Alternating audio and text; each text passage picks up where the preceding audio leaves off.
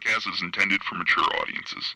The views and opinions expressed are those of the panelists and do not reflect in any way those of the podcast partners, sponsors, or affiliates. Enjoy. Hi, this is Michael Buffer, and you're listening to the Voice of the People. Let's get ready for Boxing Voice. Hey, Daddy, this a dollar beat. BoxingVoice.com. No matter what nobody say, man. Spirit, can't nobody fuck with me, man. You know, I can't be fucked with, you know. Beyonce Productions. Whether you pay to see me win, or you pay to see me lose, you're gonna pay. Fuck it, your kids still gotta eat.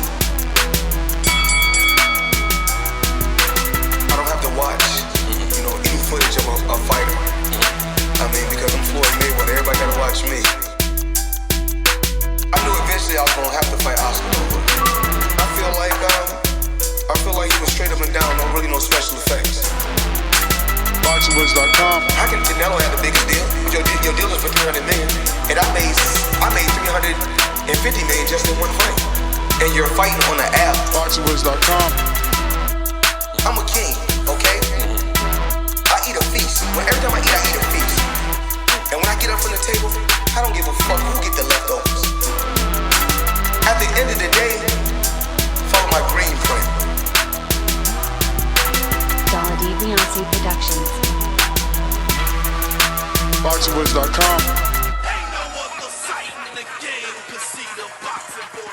Good morning, TBV. What up, what up, what up? We are back. The legend brings us out this morning. The man has options. I should have put disrespected in the title because $1 million offer for Mike Tyson to come back when he has his own weed ranch. He has his own dispensary. He has his own very successful podcast. And that's the stuff we know off surface. How disrespectful to offer the man just a measly $1 million to come back when he set the internet on fire. How dare you? But you do got me interested. Is this what boxing needs right out of COVID? I mean, would it take a legend like Mike Tyson and Evander Holyfield 3 coming straight out of COVID just to get everybody back, mouth-watering, knowing boxing is alive and popping, even if we got to use some guys that are over the hill? And look, safety precautions. Where's the safety hazard here when you got two old guys going at it, man? They're on their own level, man. They are their level. But this is what we're going to be talking about. We're talking about the fact that Tyson's been offered $1 million to do a charity event somewhere in Australia. But then he also has options that Danny Williams has come out and said he wants a rematch. Evander Holyfield put out a cryptic message, and he says he wants a comeback. Mike Tyson looking like the man right now. So this is what we're talking about. If you're interested, you already know the number to call in. 1-425-569-5241. Press 1 one time. Don't forget to add Nestor Gibbs if you want to be part of the show. Obviously, you got to be part of that Patreon. Gang, gang. Yo, so let's head on out to my co-hosts and see if they're ready for this. I'm the most brutal and vicious and most ruthless champion there's ever been. There's no one to stop me.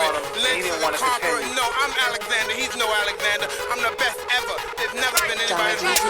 I'm Sonny Liston. I'm Jack Dippy. There's no one like me. I'm from their cloth. There's no one that can match. Champ! Good morning, y'all. Yes, Mike Tyson. Man, you know you grew up on Mike Tyson if you was a 80s baby. You know that these grown men are going to be running to see this fight like Justin Bieber fans.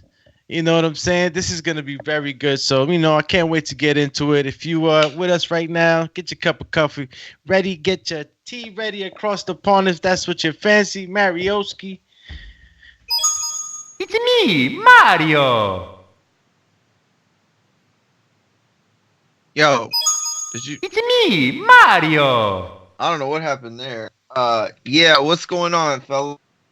Chilling as always. Little hiccup there, but 1 million disrespectful. That's crazy.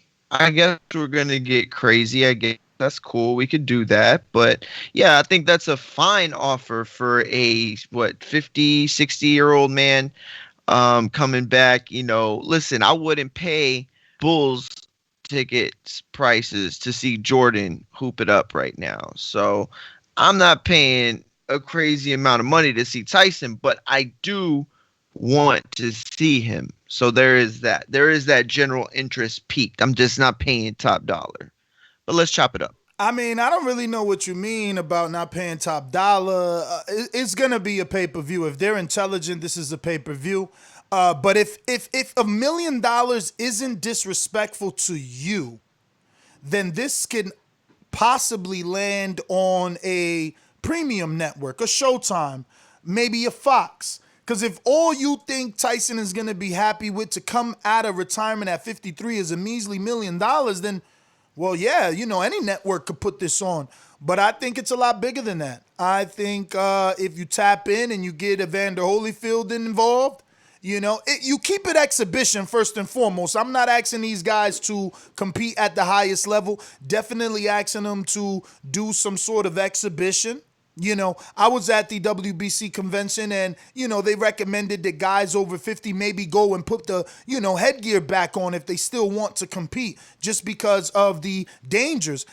And look, Tyson's looking like he could still knock out a bull. Maybe that's probably the right thing because at this old age, taking a blunt shot to the head could do some serious damage. I don't want my nostalgia to ruin the career and the lives of these men. That being said, options are there for them. Look. He's not. I don't see this becoming anything else more than what it is. It's a charity bout. A charity bout, you know what I'm saying? You are not gonna put a guy like Holyfield and Tyson in the ring together. You can't exhibition. It's just too much history there.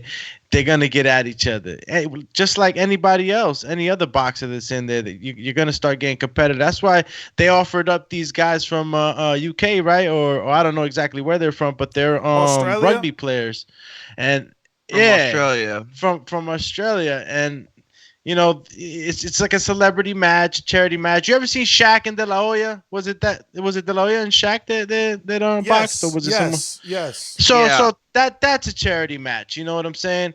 So Mike Tyson's definitely going to be the lion, and they're going to try to put him in there with some guys. Maybe he'll tag them a little bit. I mean, I know that I see him knock out guys in exhibition matches already. So now let me just give you some facts because maybe you're not getting it the way that I intended it to be delivered, and by you I mean everyone, right? So Boxing Scene had previously reported that the former undisputed heavyweight champion Mike Tyson was considering the possibility of returning to the ring to take part in an exhibition bout to raise money for charity. Obviously, we all seen the clip that you could see on the side of our overlay here that, Tyson set the internet on fire by doing a couple of combination punches, a double, kind of left hook to the body. Nice. Yeah, double left hook, bro. Double left hook to the body, then shift to the right, and then a right hand. And then a right hand. And it's funny, I'm gonna screen share in a bit a current heavyweight with 19 knockouts and 19 fights. And he did the Mike Tyson. He's very savvy to be 36 years old. This guy, Chris Lovejoy, he did the same exact, combination that Mike did. Obviously, he didn't set the internet on fire the way Mike did, but, he's got the right idea, copy, and, it can take you to that next level. So, that being said, everyone got excited when they seen Mike, and he got an offer. That offer is to fight, obviously, after watching the video clip that we all seen, a Melbourne boxing promoter immediately got on the phone and arranged a charity bout between Mike Tyson, who's now 53 years old, and one of Australia's footballers turned boxer. So this guy's already boxing, even though he used to be a former football player. Now, his name is Barry Hall. They also have another guy by Paul Gallen or Sonny Bill Williams, right? So this is a two-part show, right? So we are covering this charity event that I think is, a low ball offer. We're talking about Mike Tyson. We seen the type of attention he garners when he released that little clip, right? Like the whole world stopped. So you don't offer a guy who can stop the world, or shall I say, a la Kim Kardashian, break the internet, $1 million. So I'm bringing in the secondary topic, which is obviously Evander Holyfield's cryptid Twitter message where he says, you know, a setback only to be a big comeback, right? Let me get those exact words instead of, you know, paraphrasing. Go ahead. I saw the post and it was kind of like cryptic in a way, right? Like I didn't know exactly, but it leads you into something like that because of just like the timing on Tyson and then him saying it. Exactly. But, so it was posted immediately after Tyson did what he did, right? And here's the actual post itself. Let me get to a better screen. Here's the actual post itself, right? It even says comeback. It has a picture of him inside the text. And then it says a setback only paves the way for a comeback. This was May 2nd. So he's right on it, you know, and you got to think with the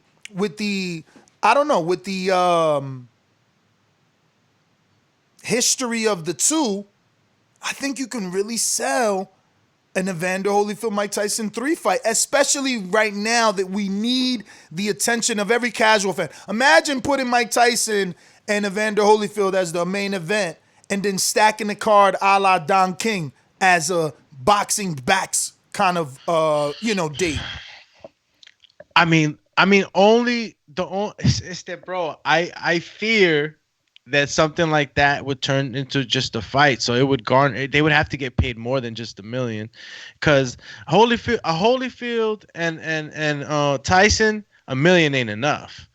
A charity bout with, you know, my man from Australia, whichever one of the rugby players or whatnot, that's $1 million. You know what I mean? Exactly. This right here is like legendary. Nothing's been done like this ever. Like two guys that haven't been in a ring in like 25 years come back and get in the ring again. That's nuts. Don't worry if you're listening to this right now live or sometime in the future. I got you. I'm going to bring everybody back here to sanity. First of all, let's just real quick get a few more details, because the promoter offering the $1 million is Brian Amatruda, is how you say that. He's a Melbourne boxing promoter, and he had previously worked to bring Tyson over to the country in 2012. The Australian footballers, which I'm thinking is now soccer, boxers are Barry Hall, Paul Galen, and Sonny Bill Williams. So those are the three names being pitched from that offer. Guys, listen, $1 million is a lot of money to do something that you don't really do very well anymore. I'm not going to pay a contractor to build my house top dollar because he used to be a contractor. Even if he was one of the best, I'm not going to do it. Even if he was on Good Morning America, like $1 million is a lot of money. You want to pay Evander Holyfield and Mike Tyson in 2020 high-priced money, because what's going to happen? They're going to generate what? Because I promise you there are other people that, look, listen, I'll tell you that $1 million is good money for what they're going to have to do. It's going to just be glorified sparring match. You know, I'd be surprised if they go more than 3 rounds. They're going to be like amateur rules, probably. Like, I mean, I wouldn't even be surprised if headgear is involved in this in some way. So I just don't see the overall appeal. Like, essentially, this is a glorified appearance is really what it is. And they're trying to catch nostalgia vibes, and I respect that. And again, I would pay for a pay-per-view if it was like $20, maybe $30, depending on what's on the undercard. But I'm not paying top dollar for no Mike Tyson Holyfield. Like, I'm just not. Like, it's – listen, I watch wrestling, and I'm going to end it with this. I watch wrestling. Not that long ago, they had a Goldberg versus Undertaker match in Saudi Arabia, and it was all the talk. Everybody was like, holy crap. Yo, that turned into the biggest joke ever. So, you know, I don't know. We'll see how it goes. I'm again like the million for the charity fight. I'm with it, but a fight with Evander or any of the other guys like Lennox or anybody like that would just be like something that's never been done. And then like you mentioned something important, Mario, which I agree. It's like you might even think about like doing the amateur rules, like you got to wear headgear, because if it's a charity bout, it's supposed to be something fun. This turns it into a whole nother monster. This is competitive. You know what I'm saying? This is like, yo, I bit your ear off. We became friends, and then Holyfield's looking at it like, yo, you still owe me one. So it's like old feelings get in there, man. And these were men that did it at the best, at the top of the top. So yeah, this is something else, man. This is something totally different. So let me ask Mario a question here. So you're saying $1 million is good enough, and anything above that, we are getting carried away with ourselves? I think that $1 million minimum, because that's what we're talking about. We don't know what the back end would be. And yeah, absolutely, he deserves to make more depending on how the event goes. But that's part of this. He needs to take some of the risk in it with the promoter. I mean, obviously, a promoter's job is to promote and, try to find finance and stuff like that. But ultimately, Mike needs to understand, too, that this is somewhat of a gamble, and he's got to, put that gamble on whether or not he believes he can attract those fans and get it from the back end. So, yeah, should he get paid more? Absolutely, on the success of the pay-per-view. But as far as a guarantee, $1 million is more than I mean, it's plenty. $1 million is a good number for what they're going to do. How much can we get any fucking pay-per-view numbers? No, quote unquote, just kidding. No, but like, can we get any numbers on like the De La Hoya Shaq charity bout? Well, that wasn't actually, that was a TV show. It was Shaq free. Does. Yeah, he that was like basically it was like a TV show appearance for. How about Muhammad Ali and who did Muhammad Ali do it with? He did it with a wrestler from China too, right? Yeah, Aoki. Was that an actual fight on his record? No, right? No. It was like a exhibition type of thing. I mean, the man was wearing gloves in a fight with a dude that didn't have any gloves. Like, you know what I'm saying? Like, listen, he's a bad man, but I don't think there's a human being on the planet that would want to wear gloves in an actual fight with somebody. You know what I mean? I like kind of where you're going, Mario. I can see back end. But I still think $1 million is cheap because you got to understand the amount of sponsorship dollars this is going to generate. You're talking about two legends. If you allow a sleazeball promoter to only pay these guys $1 million a pop, imagine how much he's going to rake in from O'Reilly Auto Parts and AT&T and every fucking body else, bro. Like, no way. Corona Tecate, Hennessy or Chivas. Like, no way. You do not rip these guys off. They are going to bring in the numbers of yesteryear. Promise you. Huge numbers. I promise you they buck $1 million. Easy. That's easy to them. Easy $1 million. I believe it. Especially when a 4-second clip can do the amount of damage it did to the internet. No way, bro. No way. And you're talking about, of course, with Holyfield, right? He would make those numbers. Yeah. Again, this is Holyfield, not Danny Williams. I mean, if he could get a couple fight deal, now we talking. Then that's a different story. So with their age and all that, would you like, as a fan, would you like shun them wearing like headgear and stuff like that? You see, I'm the guy. I'm sorry. Go ahead. I'm sorry. I'll try and make. Go ahead. I'll try and make it as quick as possible. I'm the guy that wants to do. What? Would it ruin the appeal? Look, I'm the guy that wants to do whatever is best for the sport. So, if Mike Tyson wearing headgear is best for the sport, or if that's what's gonna get him to come back, to give us that one pay-per-view, to maybe have Shakur on the undercard to get that clout, or an Erickson Lubin to get that clout, or who's on Dazn that needs the clout, you know what I mean? Whoever, right? So if you could get those guys on the undercard, then it's worth it to me. I don't want to see a one-off. I don't want to. And by one-off, I don't want to just see Mike and Evander and no undercard. Like, I think it needs to have a. I think it needs to have a boxing undercard. Like, imagine if PBC and Bob Arum say, you know what, let's do this together, and put Wilder Fury on it. You know, because I've been reading, and there's no money allegedly for a Wilder Fury coming out of COVID. You know what I mean? So how do you find money? Legends. You tap into that 40 to 65 demographic now. Damn, that's that legendary. Yo, that's how they're gonna do Wilder dirty there. Legendary pull, man. No, go ahead. No, I'm just saying that's how you know, man, that Mike Tyson is just like, bro, he's been out of the ring for years, and he can come back, bro, punch it back twice, you know what I'm saying? I mean, like, you know, combination or whatever, and do what it did to Instagram, to Twitter, to everywhere you went. This video was out.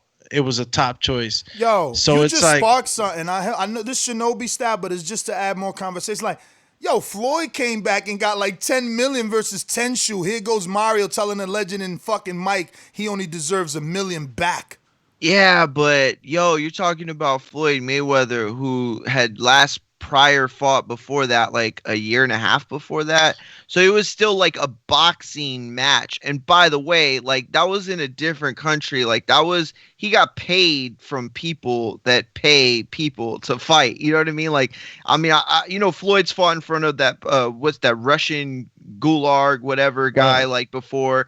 Like, this isn't, that's nothing new.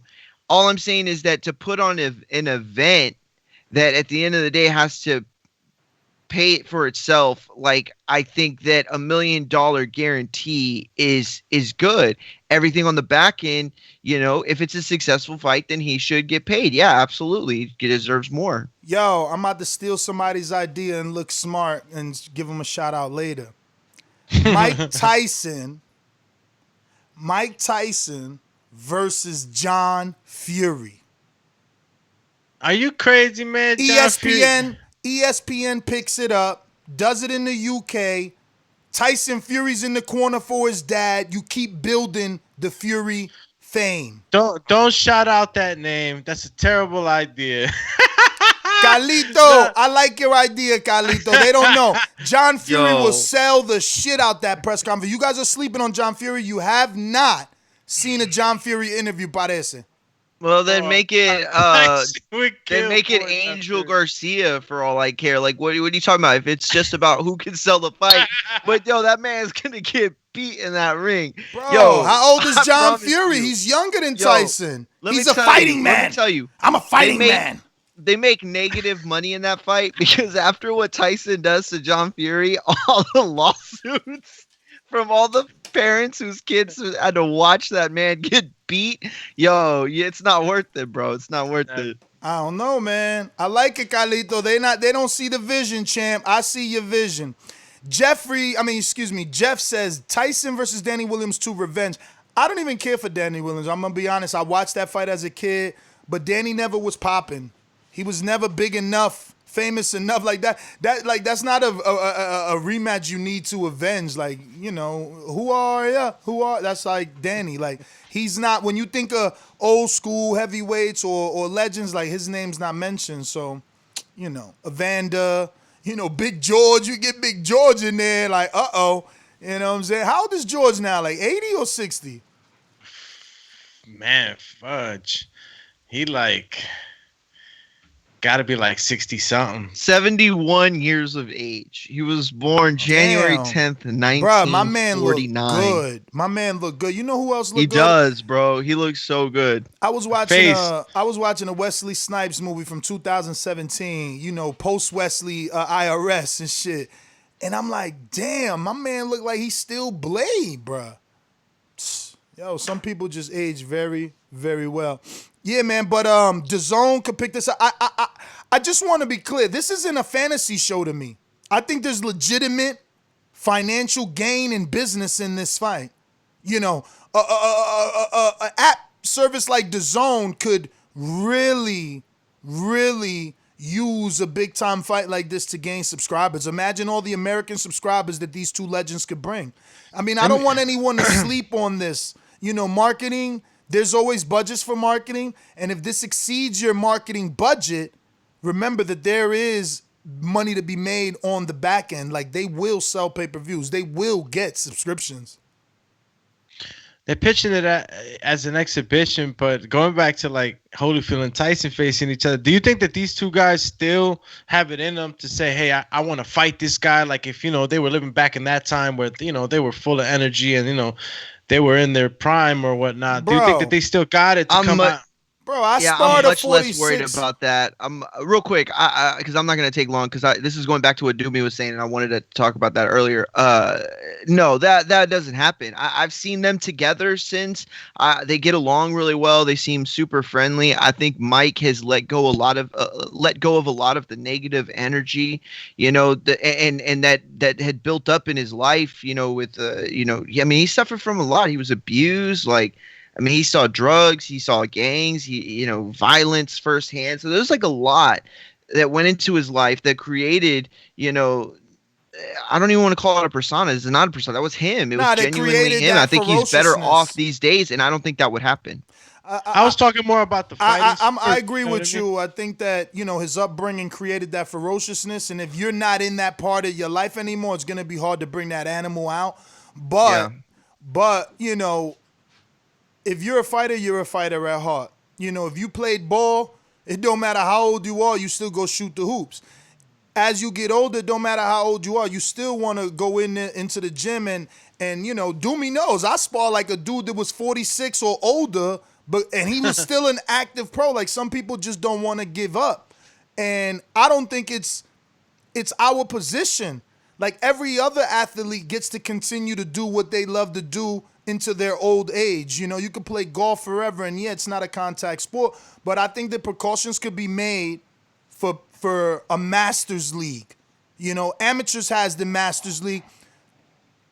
Championship boxing can have a Masters League. You know what I mean? Like, Roy didn't want to give up. We didn't have to see Roy get knocked out every time if we would have just controlled the fights that he was in. If we would have had an age limit, 50 and up. You know, certain different weight classes now that you are 50 and up. You know what I mean? Just, you can make it work. You can make it work. There's no need to force people to not fight anymore or spar. Like, we're competitors at heart. So, you know, what am I supposed to do? Just sit down every day and play chess now? Like, you know, if I'm Evander, I still want to go hit the bag, and I still might want to see, can I slip a shot? Like, there's nothing wrong with that, I don't think. You just wasn't Evander sparring Andy Ruiz and shit? Exactly. Evander sparred Andy on Andy's come up. How old was Evander then? 46. So I'm just saying, you know, we should not be, I don't know, casting some sort of dark cloud, telling these guys they need to stay out of the ring, because, you know, Jordan, I'm sure, still shoots hoops and has a fucking court in his backyard. Bro, listen. Go ahead. Clears them. No, just real quick. The way I see, if the doctors clear the fighters, then they're good to go, right? Like, they'll get CAT scans and all that other stuff, MRIs, and I'm not expecting a 12-round fight. You know what I mean? 3 rounds, like you said earlier, man. Yo, you know, Supermax put this just in the pre-pro, but he had mentioned this the other day too. Roy Jones and Mike Tyson. Look, I remember hearing, and I've talked about it before. What's his name's autobiography? It's an audiobook on Apple. Jay Prince's, and he talked about trying to pit Tyson and Roy Jones together, and that fight was very nearly made. Yo, I don't know. I think it would be dope all these years later. Like, that's a fight right there where I could say the nostalgia's too much. I would have to pay whatever. And that's a fight that he would deserve more than $1 million, I think, with Roy Jones. Because, like, with Evander, I don't know, man. I just imagine my dad and, like, my uncle fighting. Like, I mean, they're in their 50s, like, both of them. You know, Evander's 57. So, like, that's crazy to me to watch these dudes. Like, they would have to have headgear on. Like, that would only safe way to be to do the fight, you know? And then that takes away from it, you know, the headgear does. Let me ask you 2 seconds. But Roy Jones would be dope. Did he look like a 50-year-old though? No. Tyson looks great. He does. No, not taking it away. I just Evander's where the problem is for me. I gotta see Evander. If you were a 25-year-old, in shape guy. Oh hell no, bro. And he bumped into you, would you fight him? Never in a million years, bro. I promise How much would you guys I would not pay? fight him. Say what? Again? How much would you pay? How much is the pay-per-view? What are you willing to pay for, Tyson Holyfield 3? $20. Never. Mario's disrespecting tonight. I hope Tyson catches up to you, bro. What are you talking about? I bet Tyson would be like, hell yeah, $20. You're good. Yo, you disrespectful on all types of level. We talking about the legend. Y'all want to pay $40? What do y'all want to pay for it? Bro, $39, $59, $99. That's Mike Tyson, man. Yo, you're crazy. You're crazy, man. Unless that pay-per-view, unless they're gonna hop into the DeLorean at the beginning of that pay-per-view, no thanks. I'm passing. Anything over $25, I'm done. There's a good undercard on this. It's not just that would have to be a big part of it. You know what I'm saying? Like the YouTube cats. You know what I mean? Like if it was something like that, okay, sure, I would watch Devin Haney and somebody or whatever. To be honest, if we do a big undercard, we got to go back to the standard price. Absolutely. That's what I was thinking. To get let's say a Shakur, a Teofimo, who else could use an Andre, the Charlo? Nah, then in that case, then Tyson and Holyfield are taking. Then they would have to be the swing bout at the very end of the night, or they'd have to be like some check this out. Attraction in the middle. Let me help Bob and these guys. Tyson and Evander will split pay-per-view back end number. The promoters would work out how many dollars per pay-per-view they get on the back end. Give them the guarantee. I don't think $1 million is good. These guys are legend. You talking about, Keith and them getting millions and 2 millions. But whatever. If you want to do, I'm going to say 1.8 each guaranteed, we're talking $4 million right there, right? So how many pay-per-view buys do we got to do to cover $4 million at 80? No math. Anybody want to whip out their iPhone calculator? Work with me, because then we got to factor in imaginary money from Corona or Tecate, whoever wants to be the lead cerveza partner, lead beer sponsorship. That's 50,000. Then you got to factor in, the lead hard liquor sponsorship. Is it going to be Henny? Is it going to be Chivas? O'Reilly Auto Parts. All these people that like to Fashion Nova's been getting in the boxing game. All these people. What up? Dub it. This is the legendary fight. Yeah. So a guy like I Charlo, see so much money out of this. A guy like Jamel and Jamal, they've never done pay-per-view, so they just need a guarantee. You know what I mean? But you also sit down your team and you say, look, who wants to be on this co-promoted pay-per-view? Who wants this exposure with these legends? I do. Well, look, we can't give you that 1 point whatever we used to, but we could give you $500,000. We could give you 800,000 and throw you on there and you get some of that exposure. It's not that hard, and they got names. I just seen Erickson Lubin on IG talking about he wanted Tony Harrison. That's a beautiful fight for the undercard. It could be the opener. Erickson Lubin, Tony Harrison. Man, Lubin needs a big win. Harrison knows how to talk. Sold. What else do we need? Shakur Stevens versus Gary Russell, Top Rank, PBC. They never done pay-per-view. They can't ask to be on pay-per-view, but they could get on the undercard of this pay-per-view. Let's go. Now we got 3 fights. I mean, it's not hard to do. They can do it. It's, again, you could build so much off of this. This is like, I could kind of compare it to like a YouTube effect. You know what I'm saying? That's the type of like a Logan Paul and KSI. But this is just, imagine it. They're having this effect, but in the sport of boxing. These are not just guys that are coming from the outside trying to give the sport of boxing more clout. They are the legends. Listen, everybody turns politician. Bob Arum is like, we thought we needed to do this to get boxing back in the right place. You know, the economy is suffering. The world is in depression, and a big-time fight like this will work. Boom, let's go. Everybody becomes a politician and says they're doing it for the betterment of the sport, but knowing damn well they're going to make money off these legends and this bomb card. I think everybody makes out well. And again, this is an exhibition for a charity, so I wonder if No. Hold on, champ. Hold on. Now, look, we are reporting that he was offered $1 million to do a charity, but obviously our our hypothetical, I wouldn't want it to be a charity. We need this to be boxing. Does it stay charity is my No, not if any two promoters get together. Like if PBC decides to be smart enough to do it with Bob, or Bob decides to get intelligent and do it with Eddie. No, why charity? They need those subscribers if they're DAZN, and they need those subscribers if they're ESPN or pay-per-view buys if they're ESPN. So it's better to make this thing real and then give $1 million to charity. Because listen, who's to say $2 million? Listen to me. Who's to say that they can't still make Evander and Tyson an exhibition main event? So they got headgear. Everybody else don't. So what? It don't matter. Like as long as everybody getting paid, who's gonna say anything? But the guy that's waving the checkbook right now is in Australia, so it has to happen. But in his Australia, checkbook ain't about shit, man. Bob Arum, that's what I'm saying. Bob Arum could see the vision in this and take over. I'm saying $1 million is a lowball offer. My intro was that is disrespectful to a legend. Bob can easily pick it up and say, bro, you really gonna do an exhibition?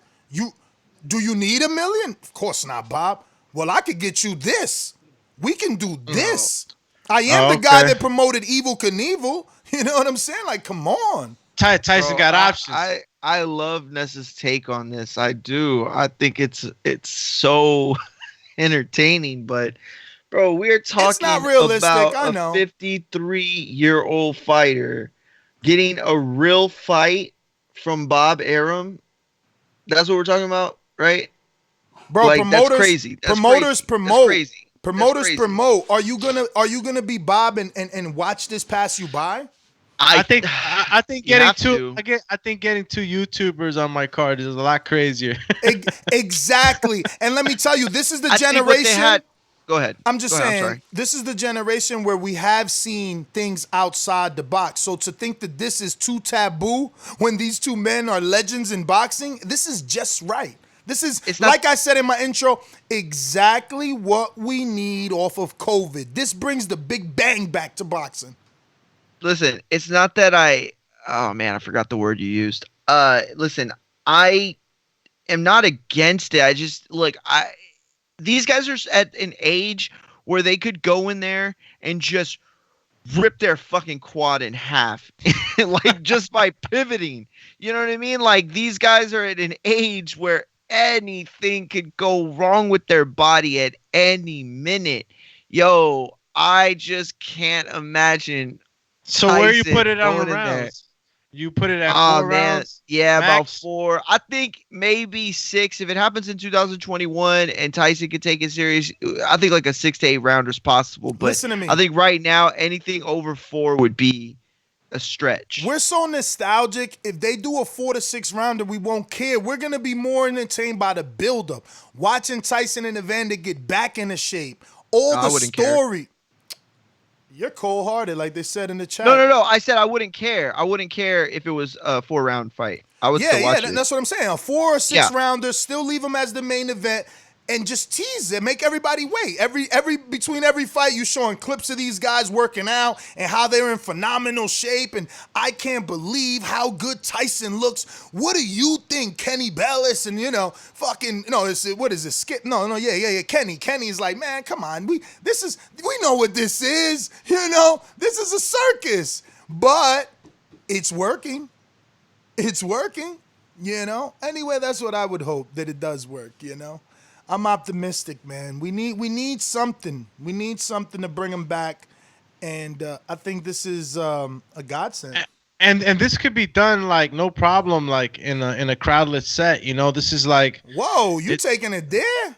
I said bring boxing back. I'm talking about when the world opens up. This be the first. I'm big talking about event. now.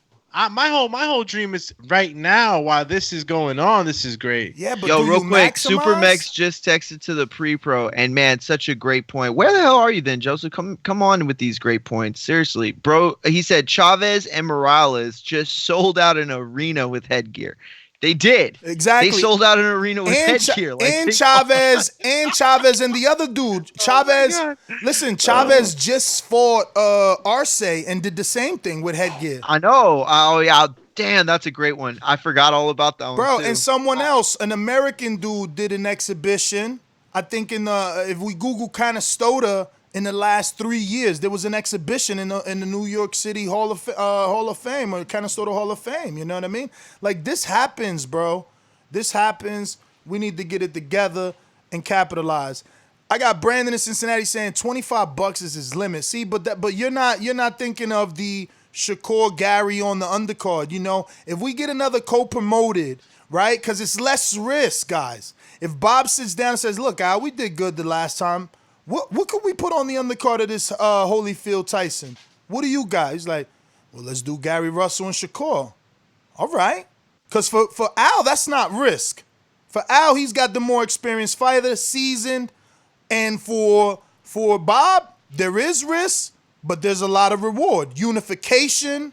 Go ahead. I see you. Ready? It's not just that. Like, I'm looking at what Brandon said, and like, I'm the type of guy that I was influenced by Mike Tyson. Like, I'm a fanboy. Like, I loved Mike Tyson. When I first started boxing, I would always try to, emulate certain things. Like, he was one of the guys that I looked at, and like really, really, really, really, really enjoyed, these knockouts and his persona, everything, right? So I'm a fan, super fan. So it's like, some of us are looking at it, and maybe Brandon is looking at it through this glass, right? Like, where it's like, yo, like, what do they really got to offer with current boxing, and what's that about? Instead of looking at it like Ness mentioned earlier, that the age group that it's gonna bring back to the interest is incredible. The people, Doomy, the people that constantly say, "Oh man, boxing's done, man." All of them. My man, ever since Mike retired, like, they don't even, man, who's the champ, man? Mike's still boxing. Like, there's people they didn't like even that. watch boxing for real. Bro, I picture people's pops getting the whole family together, buying the shit, and telling us this is when boxing was good. Listen. You doing me? I respect you. You know that. But here's the thing. I don't know if it'll go that far for people. Like, right now, we're saying that it needs a strong undercard for it to get to that price level. No, right? Not that but it like needs. $20. Not that it needs, Mario. Even if it doesn't need, let's just put it on a plateau by itself, right? As its own like serving dish. Okay, look, Bone Thugs and Harmony was one of my favorite groups growing up. But I'm not going to come out on Saturday against Izzy and be like, and the Izzy is busy. And like, dude, I'm not going to do, you know what I'm saying? So like, I leave that nostalgia stuff, and it's not going to touch my pockets at the end of the day. And I feel like I would pay $20 for this if this is the fight we're getting and it's Tyson, just to see it. And it's more of a curiosity thing than anything. Now, if you start putting real fights on it, then what I'm doing is I'm actually paying for those fights, and knowing that, to me, the Tyson fight is like a bonus. So it doesn't matter how well you stack the card or how well you don't. What is this fight worth to you by itself? That's the question. And I think that's where Brandon's coming from. Quick, and I agree with him. It's not worth much. Really quick, let me just clear this up for Steve in Chicago. He said, at Ness, where did you hear PBC involved in this? I didn't. Just like Top Rank isn't involved. What I'm saying is, if you can get entities of that level to co-promote this, and they split the risk now, and they have these two legends to use as a platform to give their future fighters exposure. That's why I mentioned guys like Erickson Lubin, Shakur Stevenson, Gary Russell, a guy that doesn't get the popularity deserved. I think it was Izzy in Oklahoma that said earlier, this would be a fantastic opportunity for the undercard to get to fight in front of thousands of people where they otherwise can't even attract those type of people to sit down. Like, I just got chills thinking about Tyson's ring walk, bro. Like, this shit would go nuts. With the towel again. They'd go nuts. Nah, No, I know. crazy. Listen, oh my Bro, god. they're I gonna cannot pull out the believe commentator. y'all putting Imagine these getting images Larry in my Merchant. mind. Imagine bringing Larry Merchant back for this one. Oh, you even hired Jim for this one. Oh, doggy, doggy, I would nostalgia at just its be finest. so scared that Larry Merchant's post-fight interview would just be rambling nonsense because him and Mike Tyson, like, really? We're gonna have him and Mike Tyson at the end of a fight? That's going ultra man. nostalgic, man. I know, bro. That's too much right there. Like, I'm sorry. I get where the selling point is. It's there. It's just a matter of. I miss it, bro. I miss HBO boxing when it was at its peak. I miss watching Chavez as a kid. I miss watching Tyson. I miss having my parents get everybody together. You know, I knew we were gonna have a party and there was gonna be barbecue and I was gonna be able to drink as many sodas as I wanted, and somebody was gonna give me a sip of beer, and like I miss all that. But yo, I'm sorry, like it's not the same thing. Yo, this one is titled "Stars of Yesterday." No, that doesn't work. That doesn't work. Like it works, but it doesn't. Like, it doesn't work. It doesn't work. Well, but like the legend. On the banner and was like, nope. Legends. Legends of yesterday, stars of today. Ooh, I like that. You went Hollywood on it. It's all right. Beautiful for the banner. Yo, bars. It was bars. Listen, PBC and Top Rank are never getting involved in this. Why? They already have the means of creating $1 million shows. No, they don't. They don't need the headache and the nightmare of the press that's going to come from them saying you're putting two 50-year-olds in a fight against one another. Like, what is this grudge match? Like, when is Al Pacino coming out? Or who else was in it? Stop it. That's not it. Bro, you're getting caught up on this when you're Mexican and they do this in Mexico all day. Arce But just Top fought. Rank don't do it. Because it ain't no money in Mexico. We talking about America. How they gonna promote Chavez versus Arce over there for 25 peso tickets? Like, they don't want to hear pesos. They want dollars. I'm telling you, that's what they're gonna be doing for this Tyson fight. It's gonna be really cheap tickets. It's gonna be a really cheap pay-per-view. If it is, like, it's probably gonna be like some. You don't understand the level of exposure, whether good or bad. Whether people are saying Top Rank and PBC are some vultures trying to capitalize off these old men, or ESPN is like, oh my God, Tyson's back, the way that they were doing with that 4-second clip. It's all over ESPN.com. It's everywhere. It's on SportsCenter. It's everywhere. So I don't believe it. I believe this. I think you've been watching the Rocky with Antonio Tarver too many times. Actually, and I would have to rewatch that one, bro. That's not one of my favorites. Yeah, you probably forgot it. Yeah, that one sucked. No, I was just kidding though. But yeah, listen, I hear you. I do, and I'm not gonna lie and say that there's no interest there for me. It's just not the same interest that I have in boxing today as a whole with the stars of today. I'll tell you what, I would rather see Crawford Spence. I would rather see Teofimo and Lomachenko. I'd rather see Fury Wilder. I'd rather see all those fights 100 times more than I'd ever want to see Tyson in the ring again. So that's really the only point I'm trying to make. Damn, bro, you becoming money made for real. Somebody just said after hearing you talk on this subject, they really hope Izzy wins now. Oh, damn. My bad. Shit. Yeah, yo, see what I mean, Mario? Like, when you talk about like guys like Tyson, bro, he don't it's understand. a legendary bug. People got the legendary bug. I got it with Tyson, bro. You can't be talking bad about Tyson. Yo, Tyson come back. It's not about just him fighting and I want to see him win and do good. Like, he's gonna go into another title fight. Like, I know this is a one-time shot. I just want to see him move the way he did for 4 rounds, like he used to back in the day. You know what I'm saying? I want him to bring me back to that feeling. You know what I'm saying? When I used to see him knock motherfuckers out. Yo, he's known everywhere. They know him in China, Japan. Fucking he was a Floyd Mayweather status in his own right back then. Everybody knew him, bro. He had deals with everybody. Everybody. He had all the sponsors. He had everybody. This is before, everything went south. So it's like that influence is there. And the influence that he put in around that time, whoever's around that time are the OGs that are fucking bosses and you know, in high places probably, you know what I'm saying? And who knows? But the influence and the effect, the impact that he had back then was so much that it spills onto today.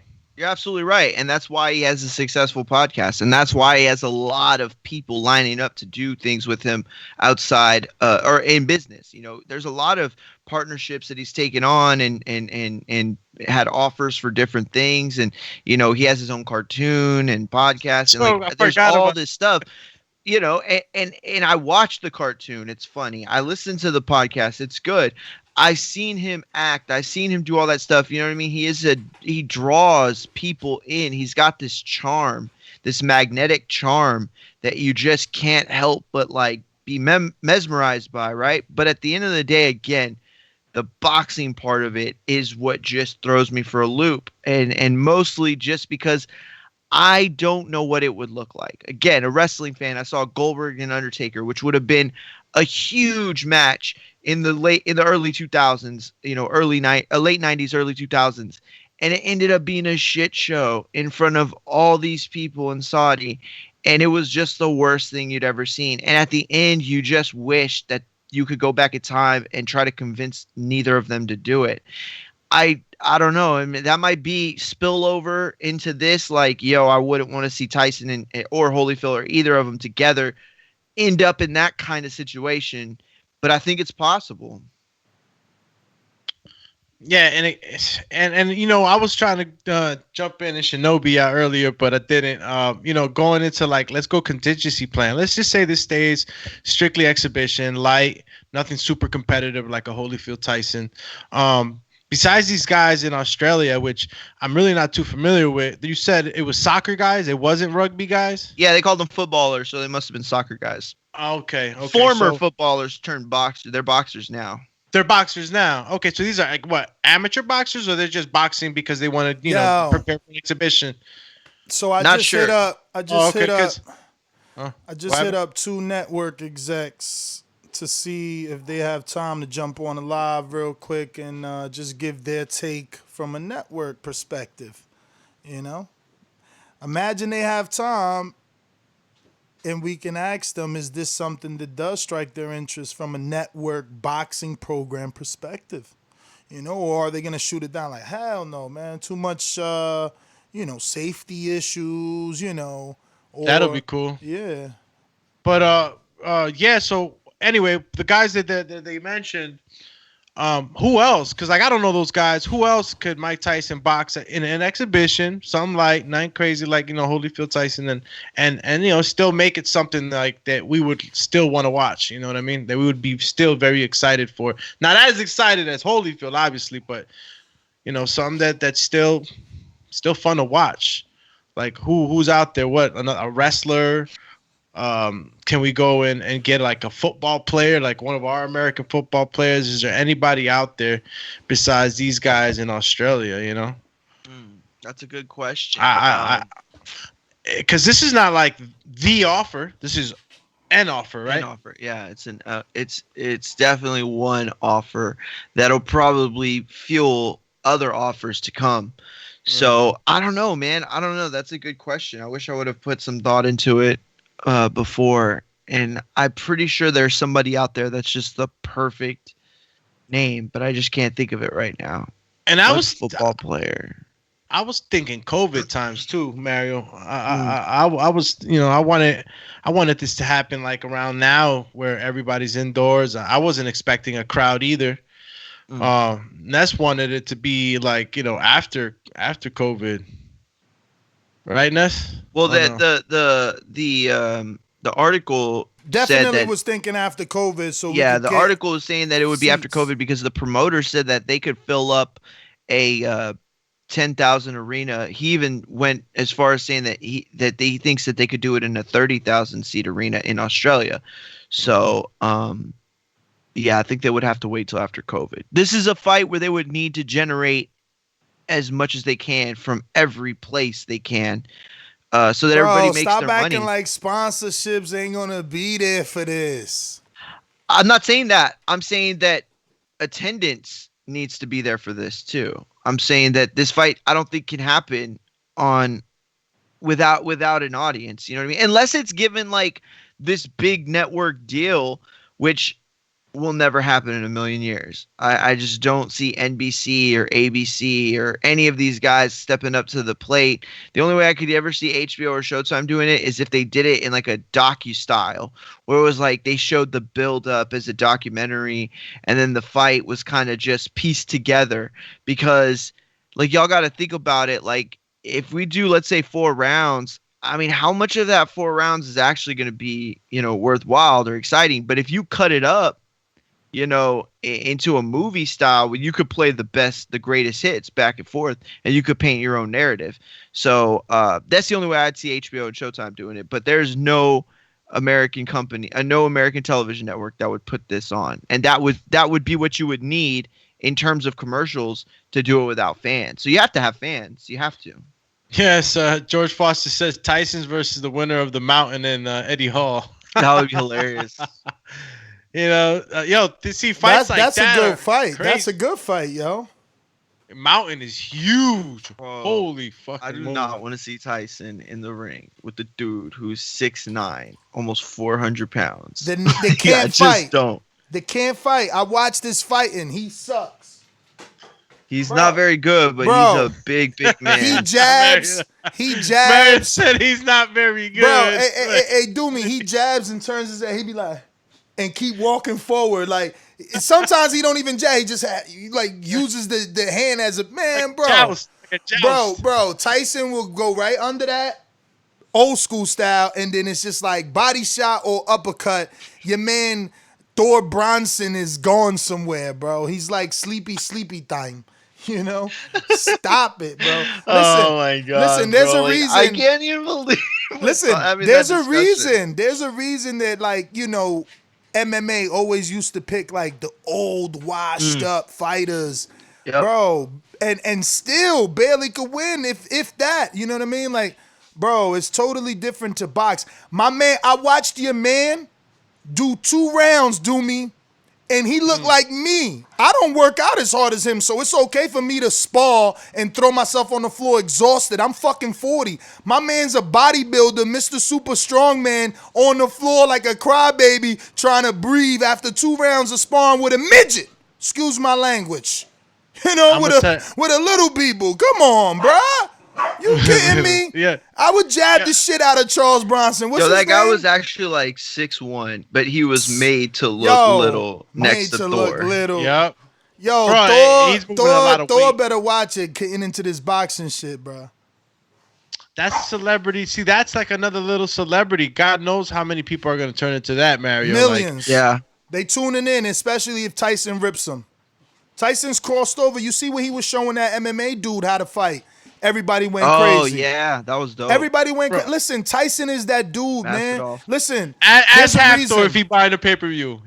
Hell yeah. Everybody, bro, that's what I'm telling you. Everybody's going to be like, yeah, I'm watching that Tyson fight. I can't believe he's back. Just for the curiosity of it. Like, let's get to the callers, though, because, look, we can't make everybody a believer. All we got to hope is that we, convince the network or a big time promoter, you know what I mean? Somebody that got some bread to spend is what we need here. But we're going out to the sponsors and we're going to go to the callers.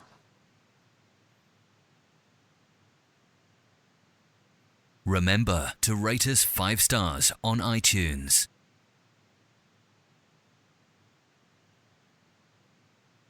These calls are brought to you by El Camino Electrical Services, experts in electric vehicle charging stations. For consultations and turnkey installation, visit us at elcaminoelectricalservices.com.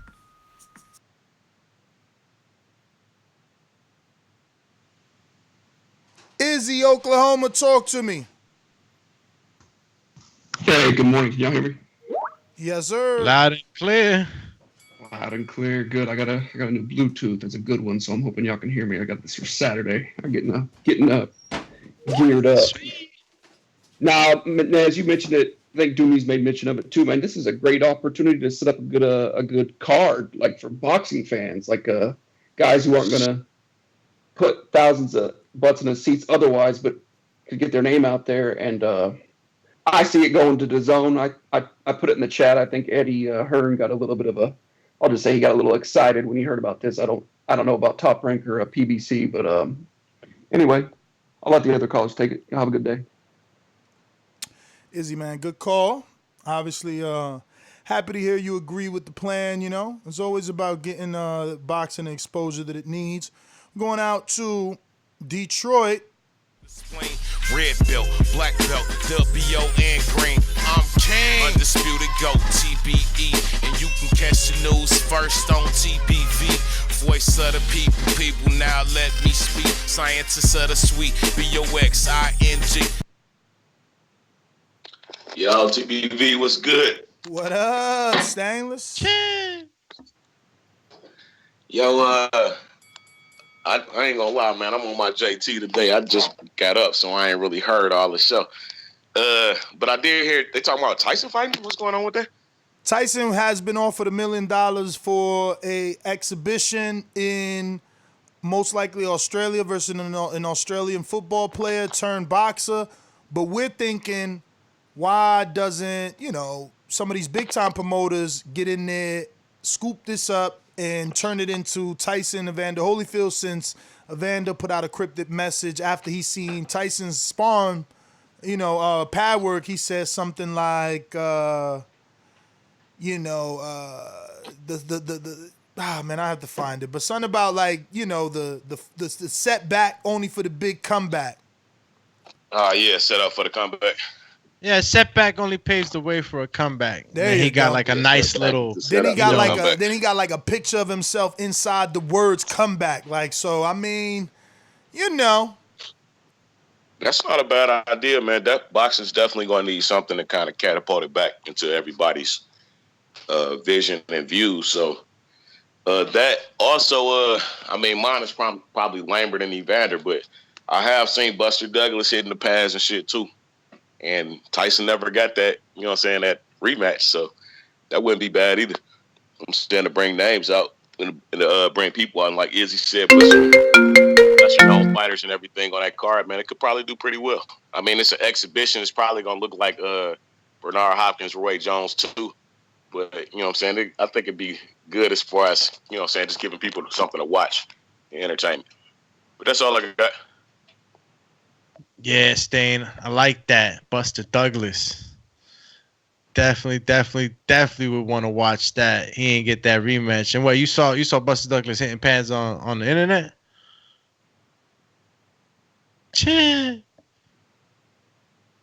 Well, yeah, man. I think it was like on Twitter not Twitter, Instagram.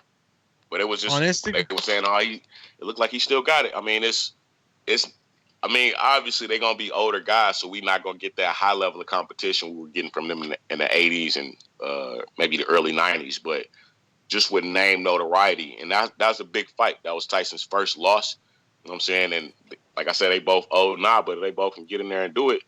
I mean, I will watch that fight. Stainless. I mean, yeah, it'd be exhibition, it'd be more just for fun, but I'm sure I would enjoy it. Stainless, man. Hate to cut you, even though you got a boomerang and a half, but I needed your assistance as I was connecting. Network executive, I guess a boxing consultant for Impact Network, Steven Marcano. Steven, good morning. How are you? What's up, man? Good morning. How are you?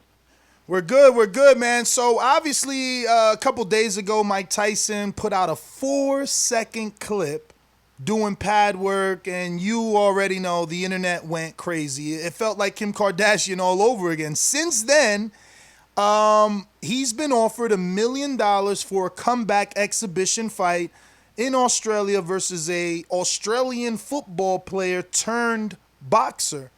But Evander Holyfield, the same day that Tyson put out that 4-second pad work, also put out a tweet with with his face and the words covering his face, comeback, and a cryptic message that read, help me. A setback only paves the way for a comeback. So obviously the internet has been pondering, what would Mike Tyson versus Evander Holyfield 3 be? And we started to think with COVID like this, kind of halting boxing, would this be the perfect opportunity for boxing to bring these two old guys back for an exhibition and then stack the undercard? So we wanted to ask a network like yourself to see if this is too much of a risk because they're too old, too far-fetched, or does the nostalgia in these two men really bring in views or subscribers, for a DAZN or an ESPN or an Impact Network or Showtime? I think for DAZN, it works. I think for Impact or Showtime, it doesn't actually work. I think it works on a subscription-based network because you're going to get 1 million people paying $9.95 to sign up to DAZN just to see it. So if you can keep the pricing right and, you can keep your expectations low, out of all the networks you just named, you're 100% right. It would have to be the first network you named, which is DAZN. It would have to be DAZN, or it would have to be some sort of platform that you can monetize your money on, like how they did those battles with Teddy Riley and Babyface. That I heard that got something like 500,000 or 600,000 views, and I heard it was total participation was like over 1 million people. It would have to be something that had either a subscription base or something that could be monetized via, I would think, a social platform, something that advertisers could support based solely on numbers. I don't think it would be based solely on the excitement of an expedition from these two gentlemen. I think that it's a Kim Kardashian, what you just said, / Paris Hilton fight. How much is it about boxing, or how much is it about nostalgia? Everybody, Mike looked great, but it's also what you said because you're a boxing expert. That's 4 seconds. Even an expedition, even 4 rounds is still 12 minutes. So do you look great for 12 minutes? And do you look great for 12 minutes against Evander Holyfield? I mean, as far, I won't say it's far-fetched, but it's harder. So, yeah, for DAZN, I think it works for, if I was DAZN, if I worked at DAZN right now, or if I ran boxing at DAZN, I would be interested, just like DAZN took a chance with the YouTubers. So I think that it could work. I think that they'll get a couple of million subscribers. And if I was managing Mike Tyson, I'd be looking at 2 places right now. I'd be looking at DAZN, or I would be looking at the WWE social media platform. I mean, their platform, that WWE thing that Vince got that you pay $9.95 a month, and you automatically are on it, because I think the WWE, they have that kind of money that they would do it just for the publicity aspect of it and hope they get, a few hundred subscribers. The Zone's more of a boxing site. I think that they would get I think they would get more traffic and more people. Would I tune in for it at $9.95? Definitely. Would I tune in for it at, $50 though? So even with a good undercard being built under. Oh, so go ahead. No, sorry, I didn't mean to cut you off. I was just gonna say, obviously, from a network perspective, I was under the assumption, and obviously, I'm being optimistic and guessing, but I'm thinking that these two names, as big as they are, they would bring in some heavy dollars in sponsorship. No, how wouldn't this work for an Impact or a Fox? Right now, because of COVID-19, from just a network perspective, like I said, if the numbers were feasible, and when I mean feasible, I mean, okay, you do a stacked undercard. You're talking about 2 more television fights, and you're talking about 4 decent fights. So you do a decent undercard, not even a stacked undercard, a decent undercard. You're probably at $500,000 to $750,000. On a decent undercard, $1 million if you want something really appealing. Then, like you said, Mike wants, we don't know what Mike wants. They said he offered $1 million. I'm sure he didn't take it, because if he took it, they would have announced it. So say Mike wants, which you can't even guess with Mike, because Mike was getting so much money in his prime. say he wants just $2 million because he turned down one. So let's double $2. If he gets $2, Evander Holyfield is going to want at least 1.5 to $2. Then you got to put it. Then you have the technical aspect of it. To do a show like that, you're going to have to pull an incredible scenario as far as pyros, lighting rigs. You're gonna want a laser lighting show. You're gonna want pyro. You're gonna want the most incredible offset that it can look visually for television because you're gonna want to sell it worldwide. So say you get completely lucky, you're at $5 million. At $5 million right now, when you have fights like good fights like Spence and Porter, I forgot their buy rate. I forgot their viewership, but I think it was like 300 and some odd thousand. And average fights now, good fights are doing 200 to 400. Just boxing names. Now you have a nostalgia fight. Let's say you get 1 million views. Can you offset 8 million with 1 million views? Possibly.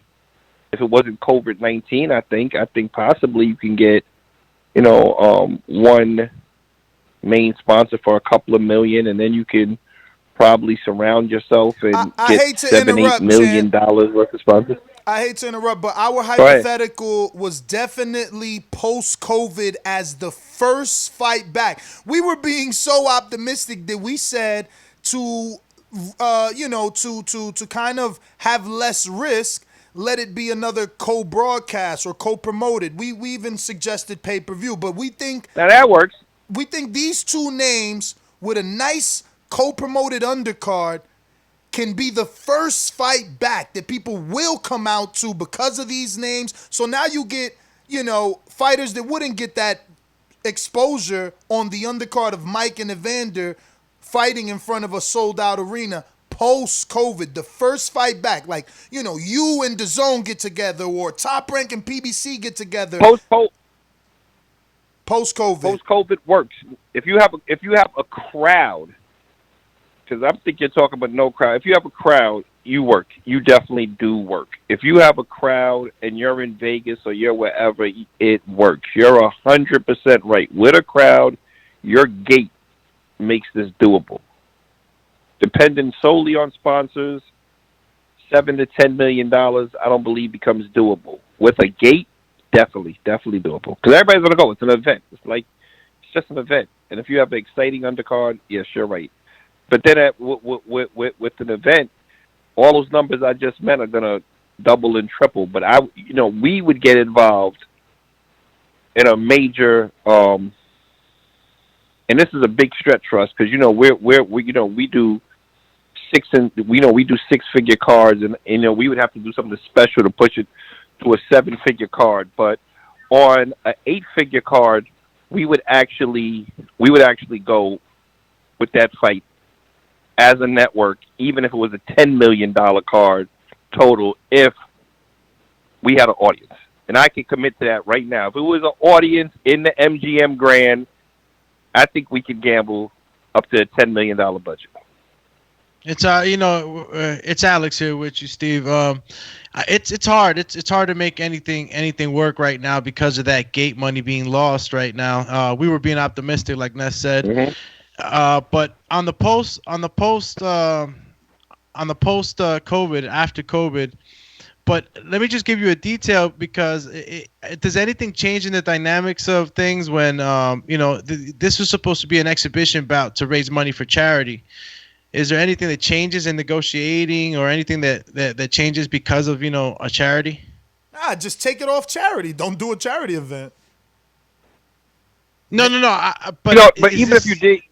No, you go with the fighters. Ahead. Even if you negotiated with the fighters' charity, they're not going to change their price. The issue with this is, it's like any other big event. When you lose that gate money, you got a problem. I mean, we personally couldn't do anything like this without a gate. The gate would be, it's what would make sense to us personally. But I'll be honest, I don't even think that we would get a chance to bid on it if it had a gate, because there's a lot of networks with deeper pockets, and there's a lot of promoters that have already billion-dollar deals in place, and they would definitely go at it. They would definitely go at it for us. Well, before us, they would buy it. Hey, Steve, Madi Mungia here. Hey, let me ask you, do you think that the potential, let's just say risk, I'm not even going to say litigation, with the fact that, a 50-year-old's going to be in there, perhaps with another 50-year-old, that it would turn possible investors away, possible networks away from having to deal with possible litigations that come from, throwing two older guys? I mean, obviously they would sign something that says, whatever, and they'd sign their contracts. But do you think that still just the look, the potential repercussions of the media, accusing you, and not you, but the people that put this on, as, putting two old guys in there and getting hurt? I think people understand that you have athletic commissions and boards, and if they're cleared, they're cleared. I had a very similar conversation recently with Riddick Bowe's manager, because he only lost one fight and he wanted to come back and fight, and he is, I think, 53 or 54, and that's an excellent question, because that super concerned us. We were like, nah, we don't think so. It's a lot of medical risk, and their argument to us was the medical commission and the board. There's certain fighters, and I'm not going to say names, that no matter how much money we can make, I personally don't want to fight. Like, I just don't want them to fight for health and risk of permanent damage. Mike looks strong and solid. I don't know how Evander Holyfield looks. I think in this case, based on the what would be the proper word? Based on the perception of the public of Mike being the baddest man on the planet at that time, I think you wouldn't get hurt pre-fight. I think the network would have a lot of issues, and I believe there would be a lot of bad press if someone did get hurt during the fight. I think the fanfare and the excitement of the fight would carry through, and people would just know it's an event, and they would take it more so. They would take it more so as a expedition, and more so as just like, hey, this is just a fun night for these guys. Somebody goes in and gets drastically hurt. Yeah, you're 100% right. The blowback on that and negative press surrounding that could be an issue. Steve, man, let me help you here. Let me help you here. So, you could just throw me a little kickback, man, a little, consulting fee. You could take this to some of your network guys. So, Dewey Bozella was wrongfully convicted and spent 26 years in jail, and he was an amateur hopeful. While in jail, continued to box, got out. Bernard Hopkins, Golden Boy Promotions, gave him an opportunity. He had a Atlantic City pro debut at 52 years old. Dewey Bozella will never beat the shadow of Mike Tyson. So if Golden Boy and Bernard and Oscar and everybody could get behind Dewey Bozella coming out of jail at 52 and getting in the ring, man, we could get behind Mike Tyson easy. Easy. That wasn't no exhibition. That was a real fight with no headgear. We could get behind Mike Tyson, but what I'm saying is, I think what you just said, I think that the fanfare is going to carry it through. But I also think if someone gets hurt, the blowback's going to be, tremendous. But if no one gets hurt, you're not going to have an issue. Steve, what would be the negative? I think the blowback would be tremendous. What would be the negative? Like, why do you think a guy like Bob Arum, with all his years in promoting and obviously the connections to ESPN, why wouldn't he be jumping at this? No, I don't know. I don't have any idea what Bob is thinking right now. For all we know, he could be on the phone with Tyson, and he could be on the phone planning this as we speak. I think Bob Arum and these guys are experts in the sport, and I respect what they do over here, but I know that to be truthful, I know that we received a call about it from another major promoter, and I know that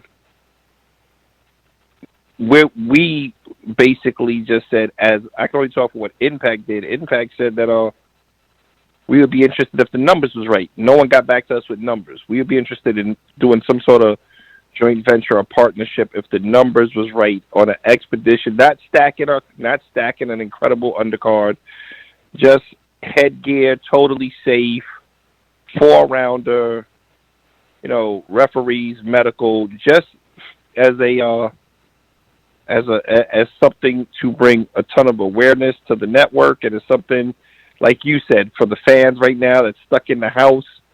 If the numbers was right, we didn't get any numbers back, so that means, in my opinion, what we were offering was unacceptable, and that means, in my opinion, that there are other people in discussions that are probably offering, better financial paydays for all, but like you said, without an audience, we can only go so far. We're not in the business right now at the stage that Impact is to spend, high 7 figures at this point. Where it was something that anybody would be interested in. Is Impact in the position, like, can't Impact just explore their first pay-per-view? Like, if you could put together the deal, why can't Impact explore their first pay-per-view? Imagine Shannon Briggs versus Mike Tyson, bruh. Like, right now. I like that. I like that a lot. And, yes, we could definitely explore our first pay-per-view. And the funny thing is, I think this is going to come out on that TV show, Stars and Champions, we do next week. I think this conversation is going to come up as a speaking point next week. And we could definitely explore a pay-per-view. But, once again, I'm humble, and I know where we're at in the network food chain. I know that what you just said, names like Bob Arum and Golden Boy may be discussing this. Maybe. I have no idea if they are or not. Let's see where they go with it. They have, much better financial backing, and they have much better. I wouldn't say we have great distribution, but they have much better financial backing. That's the only thing that a network can beat us on is financial backing. They have much better financial backing, and if they feel it makes sense, I think it's going to get done. I honestly am going to stick by my guns, and Impact for us, it would be great. But I think the best place for this, as we speak today, is DAZN, because they're subscription based. If DAZN, and I see everybody's passing on, and there's something that Mike and Evander really want to do, or Mike and Shannon Briggs really wants to do, or just Mike and anybody really wants to do, we'll definitely put a bid in. But I want what's best for them, especially at 53 years old. I want them to get as much money as possible, because there is nothing realistically after this. You don't want them to go in there and make another comeback and another comeback until somebody gets hurt. So I want these two guys to be financially extremely profitable. So I want them to go with the $1 billion gates and the $1 billion companies to see if the $1 billion companies can, hopefully give these guys high 7-figure paydays. And I'm sure that's what they're looking for. And I'm sure, for the sport, given so much to the sport, they deserve it. And I think that there's certain people that will get this deal done. Will it be us? I don't know. If nobody else gets it done, we're interested. But we're interested on honestly on a second or third run of this, because I'm not really going to go after it hard on the first run, because, like I said, I want them to get the most money they could possibly get. Steve, just to the more we talked about it, the more I started to think that, yeah, nobody wants to see any of these guys get knocked out pretty bad. Nobody wants to see Tyson take a L, you know what I'm saying, or Holyfield or vice versa. We were kind of fantasizing the idea because of the timing on Evander Holyfield's Twitter and everything else. But, the Australian offer came with, opponents being Australia ex-football players turned boxers. So what other type of, star athletes in America specifically, could we match up Tyson in order to make it an event that can still do very well? Or do you think that it totally changes if it's somebody that, that's not somebody in the likes of Holyfield? I think you me personally, I think you Floyd Mayweather, Conor McGregor it. I think you find a gigantic name in mixed martial arts, and you just make it a fantasy bout. And at that point, Mike Tyson's boxing skills, because there's no grappling and no punching, it's just straight boxing, and it's only 3 or 4 rounds. Everybody says, from a boxing standpoint, I would love to see Mike Tyson, Shannon Briggs. I think the age, is close enough to make it intriguing and not dangerous for either or Mike Tyson against like a John Jones or something like that, something that people are gonna spend astronomical amounts of money on. So Mike has the chance to make a lot of money, or Mike Tyson against Brock Lesnar or something like that, something where he should basically, from a boxing perspective, be fine, because most of these grapplers, they have power, but they don't have the actual skill to defend against a world-class athlete and a world-class boxer. And one thing, even at 53, Mike is a world-class talent. So for safety measures, I like what Nestor said. If it had to be boxing, I would like to see him against Shannon Briggs. I don't want to see Mike in Holyfield. I don't want to see that. Not because of anything more than there's really some sort of grudge match there, and somebody could really actually get hurt. And I think Holyfield. I think that Shannon Briggs is really in great shape. Shannon Briggs is active. Shannon Briggs could sell it. Shannon Briggs is an incredible athlete, but him and Mike are only like 7 years apart, so that's something that's pretty fair, or something that has just major name value to it, Mike Tyson versus Brock Lesnar, something like that, and just sell it on this UFC / baddest man on the planet, like more of a gimmick than actual about the boxing. The baddest man on the planet from UFC beats the baddest man in the ring, and have them both in there. Mike's 53. Make sure the person he's fighting is mid-40s, or let them go at it from that perspective. I think that sells. I think that's good. I think it makes everybody a lot of money. I think it draws a lot of interest, and I think overall it's virtually pretty safe. Well, Steve, I know you got a big show that is soon to drop in 2 days. So if you could tell everybody how they could watch it and what they can expect before we let you go. Because like I said, we only had that one question for you since this was kind of a hypothetical thing. Stars and Champions on Impact, all your basic cable providers, or the Impact app. With Dan Rayfield. First guest is Leonard Ellaby. What do I expect on the show? Just a lot of cutting-edge questions on boxing and how COVID-19 affected the sport, and a conversation similar to this about what the sport needs in order to rebound and basically put itself back in position to be,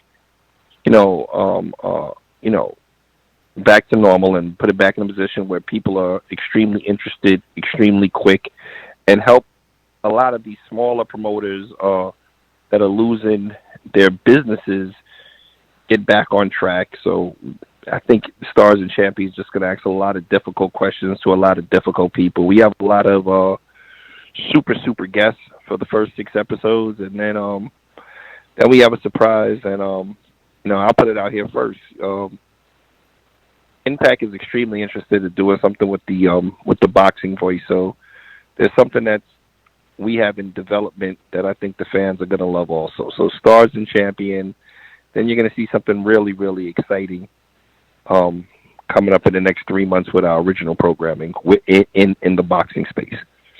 So that's where we're at with everything. So just tune into the show, and I think people are going to enjoy the questions, and I think people are going to enjoy the guests. And then I think that when we go live again, I think that we're going to have this super exciting show also. So we have 2 boxing shows on the horizon, and I think that everybody's going to love them. So these times are Eastern, 10:30 p.m., May 8th? 10:30 p.m. May 8th, 7:30 Pacific, 8:30 Central. It's going to be good. It's going to be really, really good. The show, I saw the first cut of it yesterday. I don't want to give too much away, but if you're truly a boxing fan and a sports fan, I got to take my hat off to Leonard Ellaby. He did an excellent job. He did a great job on the first show, him and Dan Rayfield. He was an excellent guest. Dan was an excellent host. And, a lot of times I don't even watch the shows that I create an EP, but I have to always watch the first show. And based on the excitement on the first show, I'm going to watch the second show, the third show. There's episodes of Knockout that I haven't seen yet. And that show's 2 years old. There's a few episodes I haven't seen because you create them so you know what they're about. But, basically, I think people are really going to be intrigued with the show because I'm intrigued with the show, and I like the show. And I usually, like I said, I don't watch a lot of things that I'm part of the creative process on, but it's really a good, solid show. And I think people are going to like it. So we'll know, like you said, we'll know in 2 days if people like it. We'll know based on ratings and everything else how people felt about the show, but I believe the show's a hit. Well, all right. Well, Steve Marcano, I want to thank you, obviously, for coming on short notice and talking a little bit of fantasy boxing with us. And once again, tune in to Stars and Champions, May 8th, 10:30 p.m. Eastern Time on Impact Network. You can catch it on impactnetwork.com as well, and they have a free app. So download it. Steve, man, thanks again. If you want to give out any social media before we let you go, please do so. For anyone who's listening and isn't following, can do so. Any boxing or any promoters that want to reach me, they can reach me on the Impact website, or you can reach me on Instagram at its Steven Steven Marcano Marcano. Let me know your ideas, your concepts, and young fighters reach out and promoters reach out, and let's have these discussions and see how we can all work together on Impact. All right, Steve, there you go. Thank you once again. There you have it, ladies and gentlemen. Steve Marcano from Impact Network doing his thing. Want to thank him once again for coming on. And that was interesting at the end, huh? Little advertisement looking for fighters. Interesting. All right, let's go back out to these phone lines. Who do we leave off with? We went to Izzy, and then we went to Stainless. So now we are up to... I think it's Mark. I know Blake is the last name, but you got a weird username on Skype. What up, champ? You just joined us today, Mr. Blake. You got to unmute. That's Blake for the Netherlands? Yes, Blake from the Netherlands. He's got to unmute. He's not unmuting. All right, Blake, we're going to go to... Hey, I'm here, man. Hey, what up, champ? Hear me? Yes, sir. How you guys doing, man? We're doing well. How about yourself? Oh, great, man. You guys got a great show. Appreciate it. Show. How's my connection, okay? Not bad. You sound a little echoey, or are you on speaker? No, I got Apple Bluetooth in. AirPods. Okay. But we hear you, man. Go ahead. Let me just turn you up a bit. You should be good now. Yeah, it'd be an interesting fight. Tyson, Shannon Briggs. That would be really interesting. I'd pay for it. Definitely would pay for it. But really, I don't have much to say, man. Like I said, I really like your show a lot. You guys do great things. I keep up the great work, huh? Well, thank Appreciate you, it. Mr. Blake, for helping us continue to be international. We appreciate you calling all the way from the Netherlands. Always a pleasure to hear someone call in from another part of the world, man. See, Truly. I'll echo real quick to what he said because to me, the dynamic changes if it's Shannon Briggs.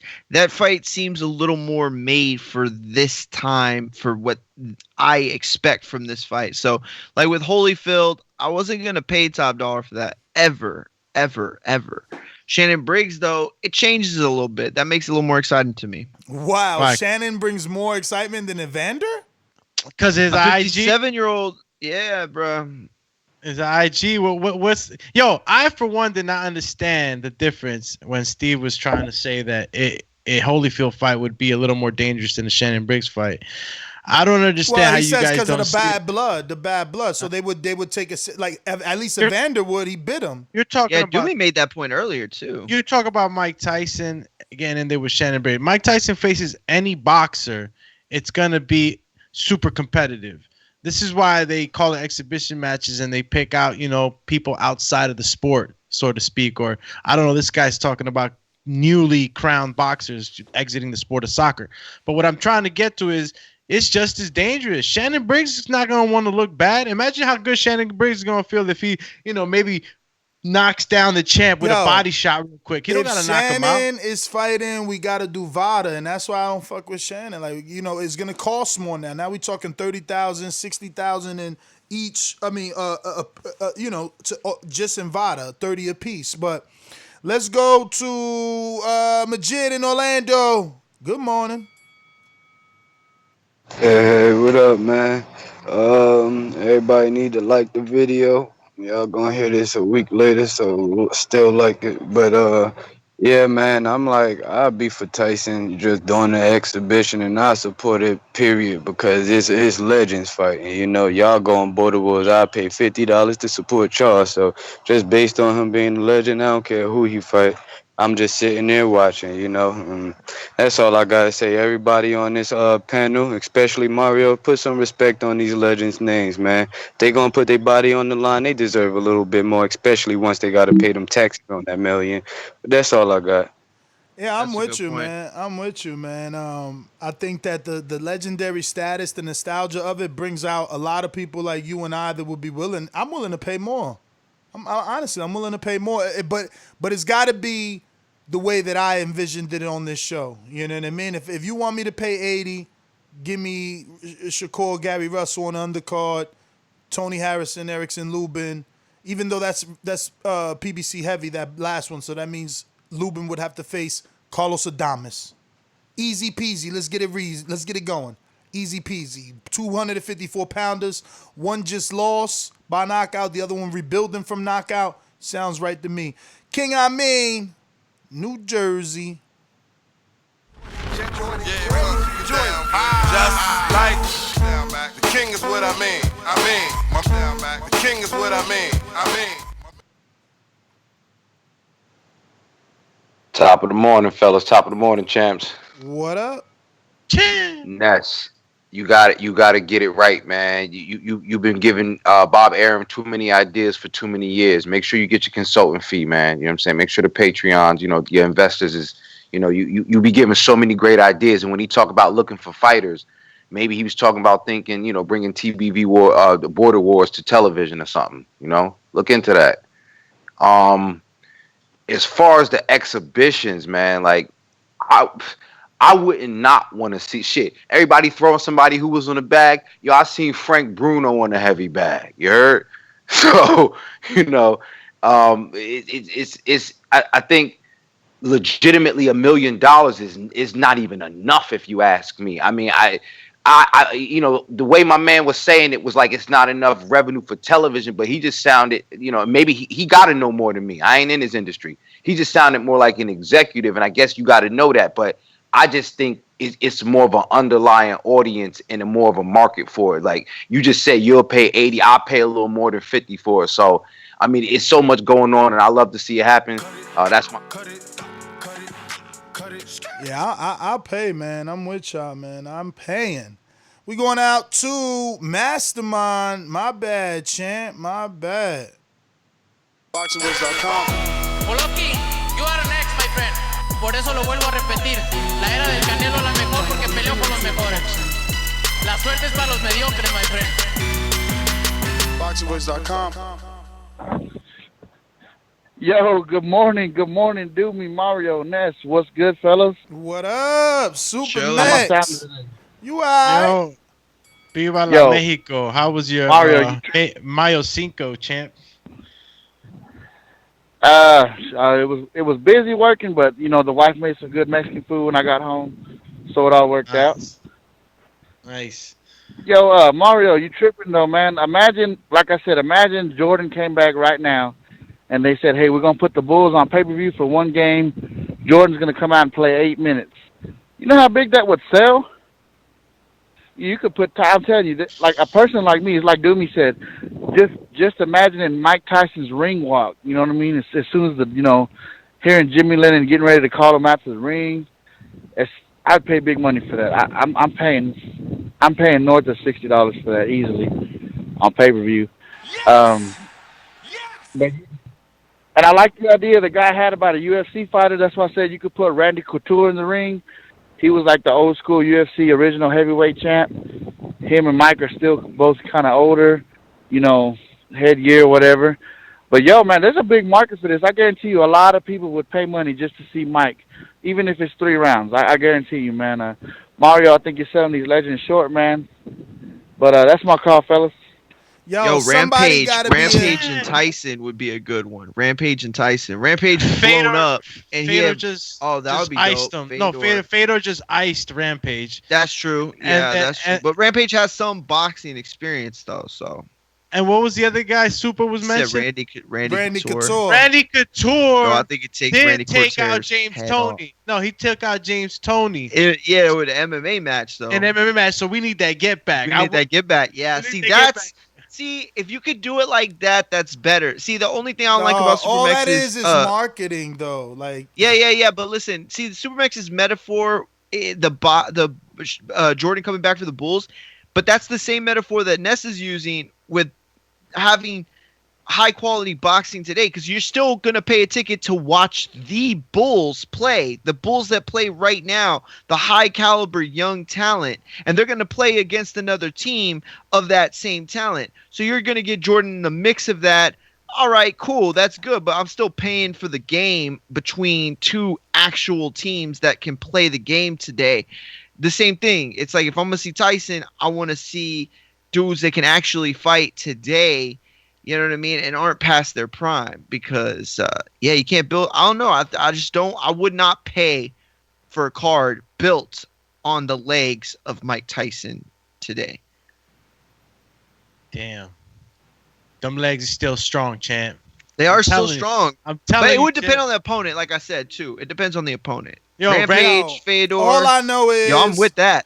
All I know is we seen live on the air an executive go from, nah, it ain't no money, to hold up, this much, I'd be willing to do that. Come on, bro. Like, this so much but what did he bread. say? He said when fans come back, just like I said. But it don't matter. He also, as the conversation went on, he also said that he had already got calls about it. Then he starts saying how he's already interested, but he don't want to jump out the window because other networks might want on the second or third turn around. So it's like if they don't get what they wanted from somebody, then they come back around. You know what I mean? And then maybe they still don't like the money. They go back. Then they come back around like, all right, you know what? We're gonna take that initial offer that we had. So he said if the numbers are right, I don't know what the numbers are. How you gonna say the numbers ain't right? And I'm not saying you saying. I'm just saying in general. Like, bro, did you see how many celebrities reposted the 4-second clip? Not every single boxing website and every single boxing Instagram, but celebrities and huge pages, shade rooms, all that good stuff. Hollywood Unlocked, everybody was talking about Tyson. Like, there's only one thing that doesn't lie. Yeah. Numbers don't lie, and Mike is bringing them in. We sleeping, and boxing needs to capitalize, man. I'm telling you, when I say move, you better move. I'm telling you. When I say move, you gotta make Oh this my money. God, where did all these blog talk callers come from? Jesus. Yeah. El gran campeón puertorriqueño, this is Davis, Tito Trinidad. You got any excuses tonight, Roy? Let's not ask questions like that. Let's touch gloves and go to work. Let's go to work. Yo, what up? Can y'all hear me? What up? Buenos Good morning, dias. y'all. Good morning. I think I'm gonna pile on to Mario a little bit more like everybody else, man. Mario, you know what the big three is, right? Ice Cube's basketball league. Yeah. People pay to watch old, washed-up NBA players. A lot of them weren't even freaking all-stars, and they pay. They go to the arenas. They fill them to watch them play. They do good numbers on TV. They've had multiple seasons. It's a money-making league of old, washed NBA players. People love it, man. People love nostalgia. They love legends, and obviously there's money for it, man. People would pay to watch Mike Tyson. Like Ness just said. How many celebrities that little 4-second clip went viral just because it's Mike Tyson. Really, anybody else could do that. It wouldn't do those kind of numbers. So there's definitely money in this, and I like everybody else. I echo, man. I'd pay to watch it. So yeah, I just wanted to pile on to Mario a little bit, man. But good show, y'all. Look at the amount of callers you're getting in, man. It's Mike Tyson, man. Big numbers. But good show. I appreciate y'all. Exactly. I wish we had a live DJ. That when we get to that level, we gonna have a live DJ. You know what I'm saying? In between calls, you get that nice little beat, and right there, they'd have played it back like, "Oh my God!" It would have been Mario all over again. Oh my God! Look how many callers. Oh my God! Cause dog, Tyson bringing them out. We still talking about this topic. He bringing them out, bruh. Someone needs to capitalize on this money. Don't let that money stay on the floor. Pick it up. Jay in Colorado, what up? Good morning.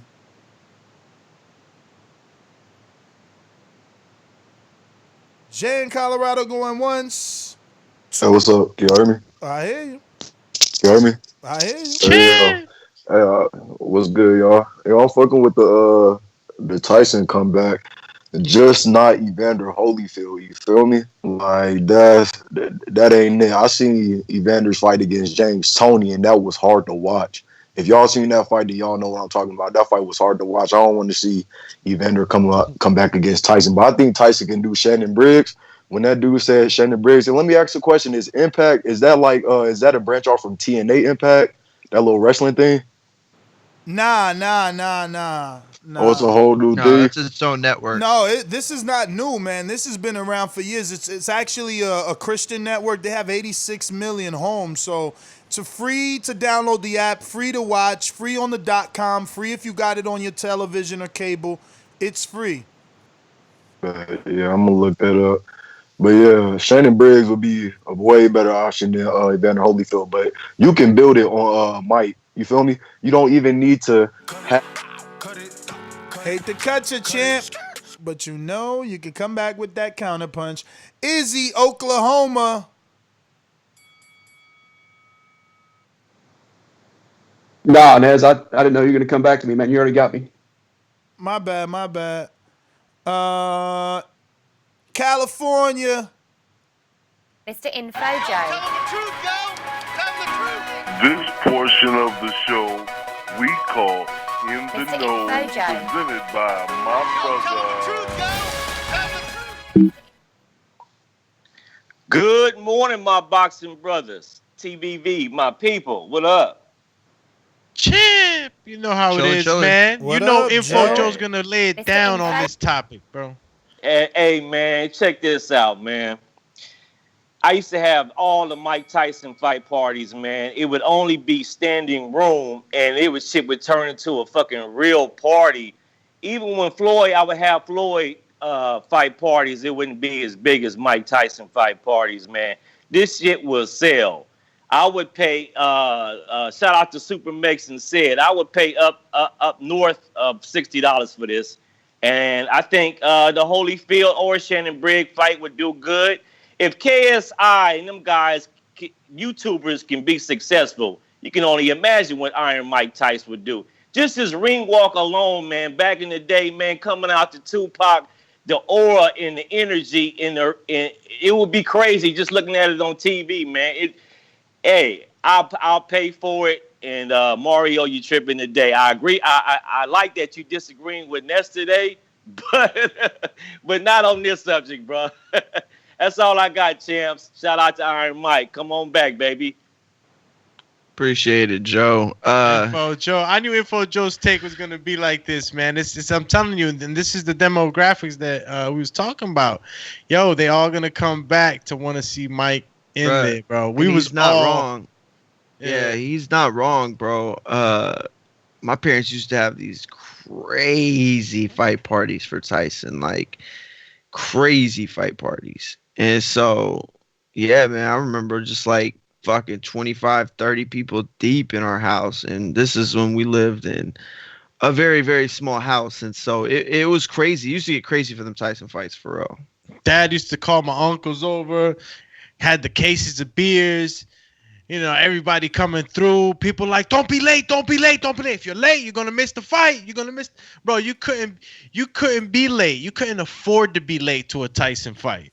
You know what I'm saying? And it was that excitement that was just so attractive, man. And that never goes away. Like even now, even if they went into a 4-round fight, you know, because 3-round would be amateur. Pro, you want to go 4 rounds. You know, Shannon Briggs, Tyson 4-round fight. Imagine, the time they would have, to get in shape. If this was a post-COVID fight, obviously, they would have a tremendous amount of time to get in shape, to get everything right, tweak everything right, and make it a good fight, bro. Going out to King Born. Talk to us. Yo, I'm hyped up. Peace to everybody on here. Peace to Info Joe. You listen. Listen, we need this. But if we're going to do it, I want Tyson against Buster Douglas. Know what I mean? And I need, we need Tony Harrison, Shakur Stevenson. You know what I mean? Put it for $50. It's there. Everybody want it. And Tyson come out with the old ring walk, like Info Joe said, is on. Boxing need this and all that. Listen, who's larger than Floyd Mayweather? It's Floyd, and it's still Mike. Mike moves the needle, know what I mean?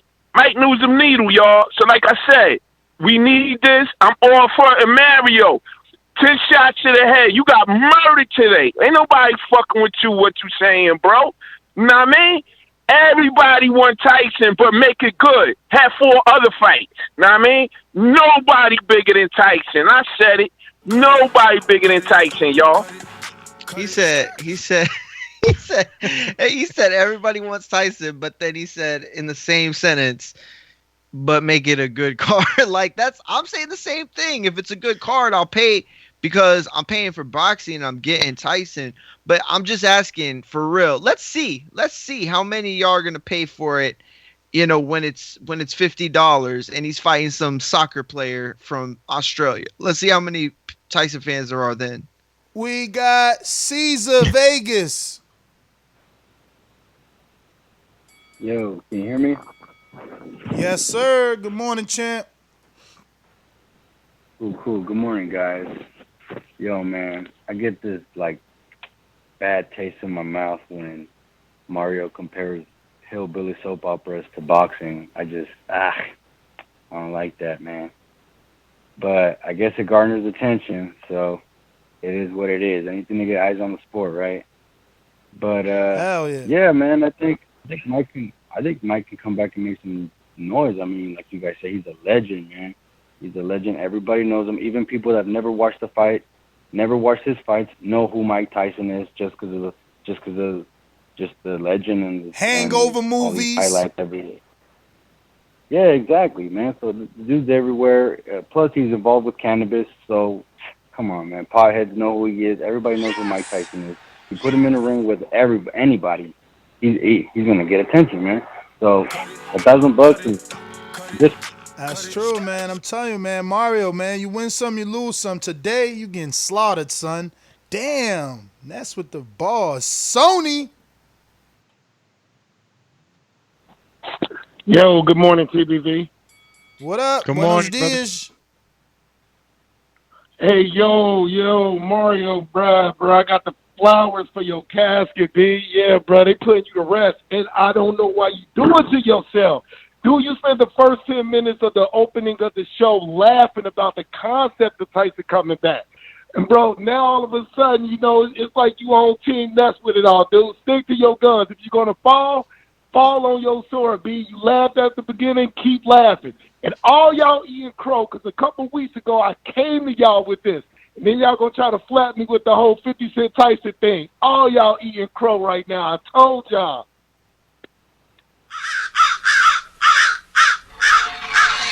What did he say we're eating crow for? I didn't hear him. I think he said. I guess. Go ahead. I think he said he brought this up, and we said something about 50 Cent and Tyson. I don't even know what he meant by that. But yeah, if you brought this up before us, then that's good, man. Yo, listen. Lucky thing you're a Patreon. You probably put it on one of them untitled questions. But look, this is the wave right now. This is the wave and the way back. So I say we jump all over this, man. We going out to John in Grand Rapids, Michigan. What up? Hey, I was just thinking about how Dazn wants to launch globally, and it's like we could put Mike Tyson in with Nigel Benn, and they paid the YouTubers $1 million. So what do you think they're going to pay them? You know, but that's just my thoughts. Nah, absolutely, man. I think DAZN, this is definitely an option for DAZN. A good one, man. But let me get to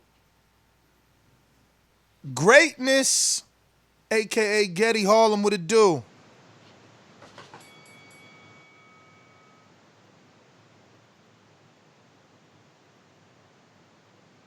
Going once.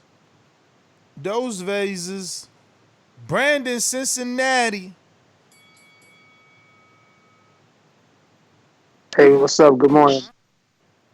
Well, good morning, you fellas. How y'all doing? All good. Good morning, champ.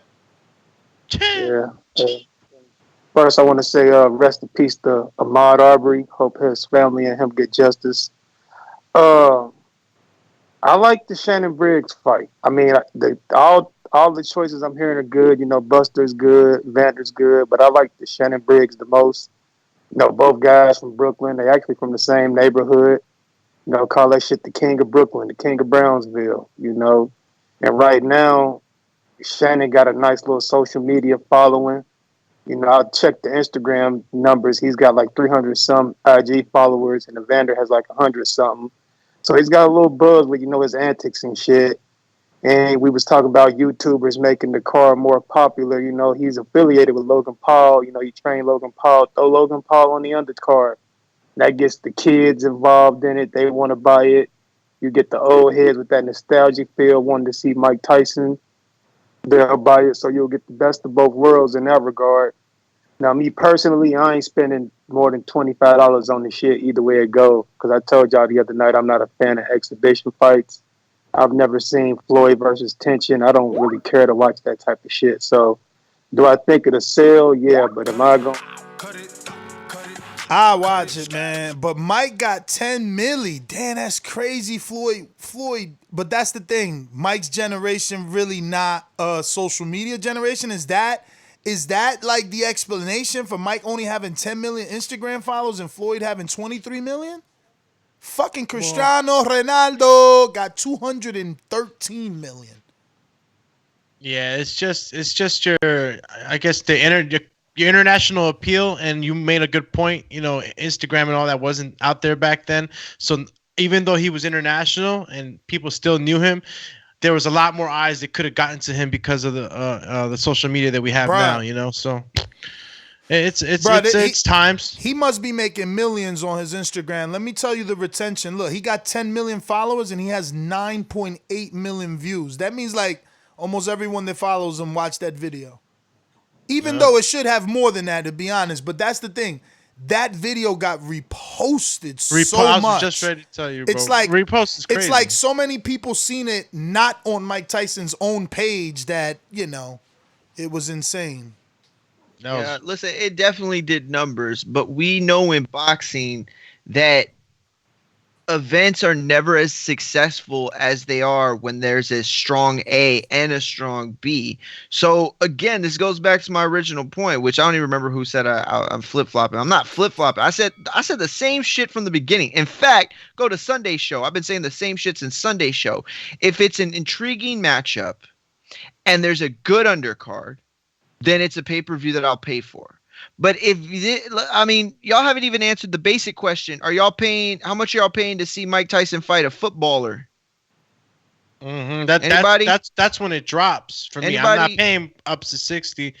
Guy like that, I'm paying. I go with Bob's new formula. $40. I would say even half of that is what I would. No, I'd pay 40. I mean, alone, just the fight, just Mike Tyson and whoever, I would pay $40 because I'm a huge fan. Anybody else that feels any different, I guess that goes with how you feel about Tyson and all that. But as a fan, $40 just for that fight. But if anything else was under it that was appealing and it was good and it was like, okay, it goes up. Yeah, definitely. And look, if it's Fedor, I'm not gonna lie, I would be all over that. Rampage, I would love to see that press conference. You know what I'm saying? Like, the better the names get, the better the fight gets, the better I feel about it, and the more I would be willing to pay. But I'm not paying $60 to see Evander Holyfield and Mike Tyson fight. Like, yo, did y'all see that movie Grudge Match? Like, y'all saw that, right?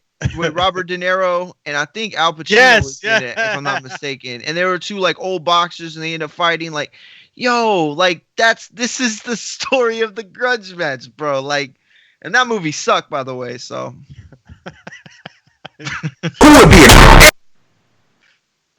I hate Instagram, bro. Why can't they fucking update their players to work with desktop, man? I should be able to mute stupid ass video, man. I'm gonna have to look for it on my own phone because it looks like Shannon Briggs posted a video of Mike doing the pad work with the 4 seconds, but I guess they memed it up and extended it, so I gotta see. But he was right. Cannon does have 341,000 followers. The thing is, look, even the video of him posting of Mike, right? That only got 13,000 views, and that's what I'm saying. Mike's view to follower ratio is insane. You know what I mean? So yeah, the video I wanted to show y'all is a collage video of Mike and Cannon, and they already calling it Brooklynites. So they already pushing this, man. It's not just us. Shannon the Cannon is pushing it. Some comedian named Jack Thriller is pushing it. Boxing Memes, which also has like almost 250,000. Look at that, 400,000 is also pushing it. Pound for Pound Glory. So it's like I said, man, it's not just us out here dreaming, man. It's not just us out here seeing an opportunity for boxing to get, ahead of the curve. But let's get back to these callers. We're going out to rainy Seattle, Washington. Mr. PBC, baby. BoxingVoice.com. I'm the flyest. Canelo talking about he believe he can win. Go to my kitchen. Get the sharpest knife and cut the bullshit out. I don't care what you do good. I do every fucking thing great. Mr. PBC, baby. Yo, what's good? What up, champ? Yo, I'm asking again. Did you get your shirt? And so Mike Tyson, I wish I got it, man. Like, that's crazy. I don't know what's going on. It's probably just because the mailing system is so slow. Nah, man. I ordered something 3 months ago on Amazon. I got it yesterday. Look, I hope that's what it is. But I sent something to somebody. He's in Washington too. I don't know what part. We'll have to check. What did you say? I said I hope that's what it is. But I sent something to somebody in Washington the other day. My Pound for Pound, bro. He got. Breaking up. You breaking up? But Mike Tyson's trying to fight Shannon Briggs in an exhibition.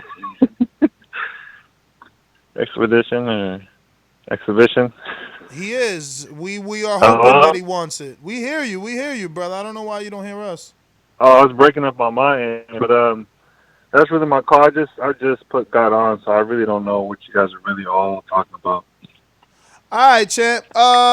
So yeah, man. I see JoJo Just Savage says I'll pay to watch Tyson podcast. No, he said, yeah, he said I'll pay to watch Tyson podcast before. So I guess he meant to say I paid to watch Tyson's podcast before. I will pay to watch him fight again. So I'm with everybody, man. It's only Wari over here doesn't want the goodness, but yeah, man. And it still could do good with someone that's not, an actual threat or whatever, quote unquote. But he could do it with a couple couple of the athletes that Steve mentioned, and I mean John Jones was a little like out there, but I'm pretty sure Steve understands that he's huge. John Jones, he's going through some things right now, and I don't know how that would happen, but he definitely could make the fight super big too with anyone else. And honestly, I would like it. John Jones, but ain't he too young? No, yeah, John Jones is young. That's what I'm saying. Steve mentioned him. It was just like, whoa. It's like, Yeah, that would be bro, a real exhibition. Yeah, I think. Well, I don't know, because Steve had said him, and it was like at first when he said Bones Jones, I was like, bro, are you sure you want to get Mike Tyson hurt? Like, you are not a fan of that man if you want him to fight Bones Jones. But then he was like, but in a boxing match, and that's relative. You know what I'm saying? Like, that counts as a point. Like, point. Bones. You know what I'm saying? You get what I'm trying to say, right? No, yeah, it counts as a point, but like at the same time, John Jones, he has his own boxing coach, and he does. His combat IQ is very high. That's something that I give John a lot of credit for. His combat IQ is very high. So, he's a type of a fighter that can transition over to boxing pretty well. I was rooting for John Jones to transition over to boxing when he had his first, messed up situation with the UFC. He was out for a while, and I was like, man, imagine John Jones coming in and, boxing AJ, boxing all these other guys, because he's very, very competitive. Yeah, I think that. Oh, I'm sorry. Go ahead. I'm sorry. No, he's gifted. He's gifted. Physically, you know what I'm saying? He's just he got the tools to come over to a sport like boxing. So it wouldn't be like something that we would be like, John Jones is gonna get tapped up or something like that. No, you're right. But the thing is his striking is just much more cut out for MMA, where you could do spinning back fists and elbows. You know what I mean? Like, when you got to stand in front of a man. He's like very squared up too in his stances a lot, is Bones Jones. But to me, I think that the ultimate point here is that, look, I know a lot of people aren't agreeing with me today, but I promise you the one thing that you all have to agree with is you don't want to be the guy that put Mike Tyson into a coma. Like, you don't want to be that guy. Like, you don't want to be Bones Jones and you're this young dude and you laid that man flat. Like, it's got to be the perfect fight. Yeah. You know what I'm saying? Somebody. No, but remember, we said old guy. We said gotta be someone in his age to keep it safe. You gotta. I know. I was just talking about Bones Jones. Like, we were talking about what Steve said. Yeah. So yeah, you definitely want to put him in there with a guy that's within the realm of a quote unquote a good fight, and to give the people a good entertainment. You just got to pick the perfect fight, like Mario says. It's got to be the right guy, so that all those things that you are worried about, like somebody getting hurt pretty bad and all, you want to minimize all that, and you do that by picking the right opponent. Let me go to Stainless on the Boomerang. I agree. It is about the opponent, but it's an exhibition. So, what was that exact name? Stephen what? Marcano. Stephen Marcano. He made a valid point with that. You don't want to see somebody getting hurt in an exhibition fight, and then these are older guys. So, like Shannon Briggs, a good fighter for competition from throwing there. But John Jones, I don't even watch MMA UFC, and I know that John Jones would still be a threat. So I don't know if that would necessarily be the fight for Tyson. Brock Lesnar did sound like a good name, though. I mean, I know the guy has a wrestling background, and he was in UFC, but he's not well known as a striker. So even though you got a big, tough guy, you know what I'm saying, there's still a better element of safety there. So, because like I said, I love to see Tyson fight again, but it's like I don't want to see my granddad get hurt. You know what I'm saying? So, or my dad get hurt, because I mean, Tyson almost old enough to be my father. So, you know that. Well, ladies and gents, that is it for today. But this was a damn good topic. I got something else planned. So stick around. Remember, patreon.com/ThaBoxingVoice is where it's at. NestGTO on Instagram and Twitter is where you could catch me at. And yeah, I'm hoping to be back with another one whenever me and these guys can link up on a schedule. We got some other stuff to talk about. Yeah, and you could catch me on IG, Alex_Doomsday_LAINEZ, or on Twitter, AlexLinusTBV. And yeah, we'll be back, man. At Mario McGee on Twitter, at Mario McGee on Instagram. Disagree, tell me you agree, tell me. Saturday, Izzy, I'm coming for you. We'll see y'all. They was getting disrespectful on the chat, bro. They was bro. They gotta put respect on East Coast Promotions' name. I know J&J Promotions got on there and started talking all this stuff about French Toast Promotions. So, you know, I got a lot of jokes out there in joke promotions out there. So, you know, we're gonna see how it is when my man Wario decapitates Izzy. Yeah, bro, I'm coming for the whole stable of jerk off and jack off promotions. I promise you, they gonna get it. All right, peace. Peace.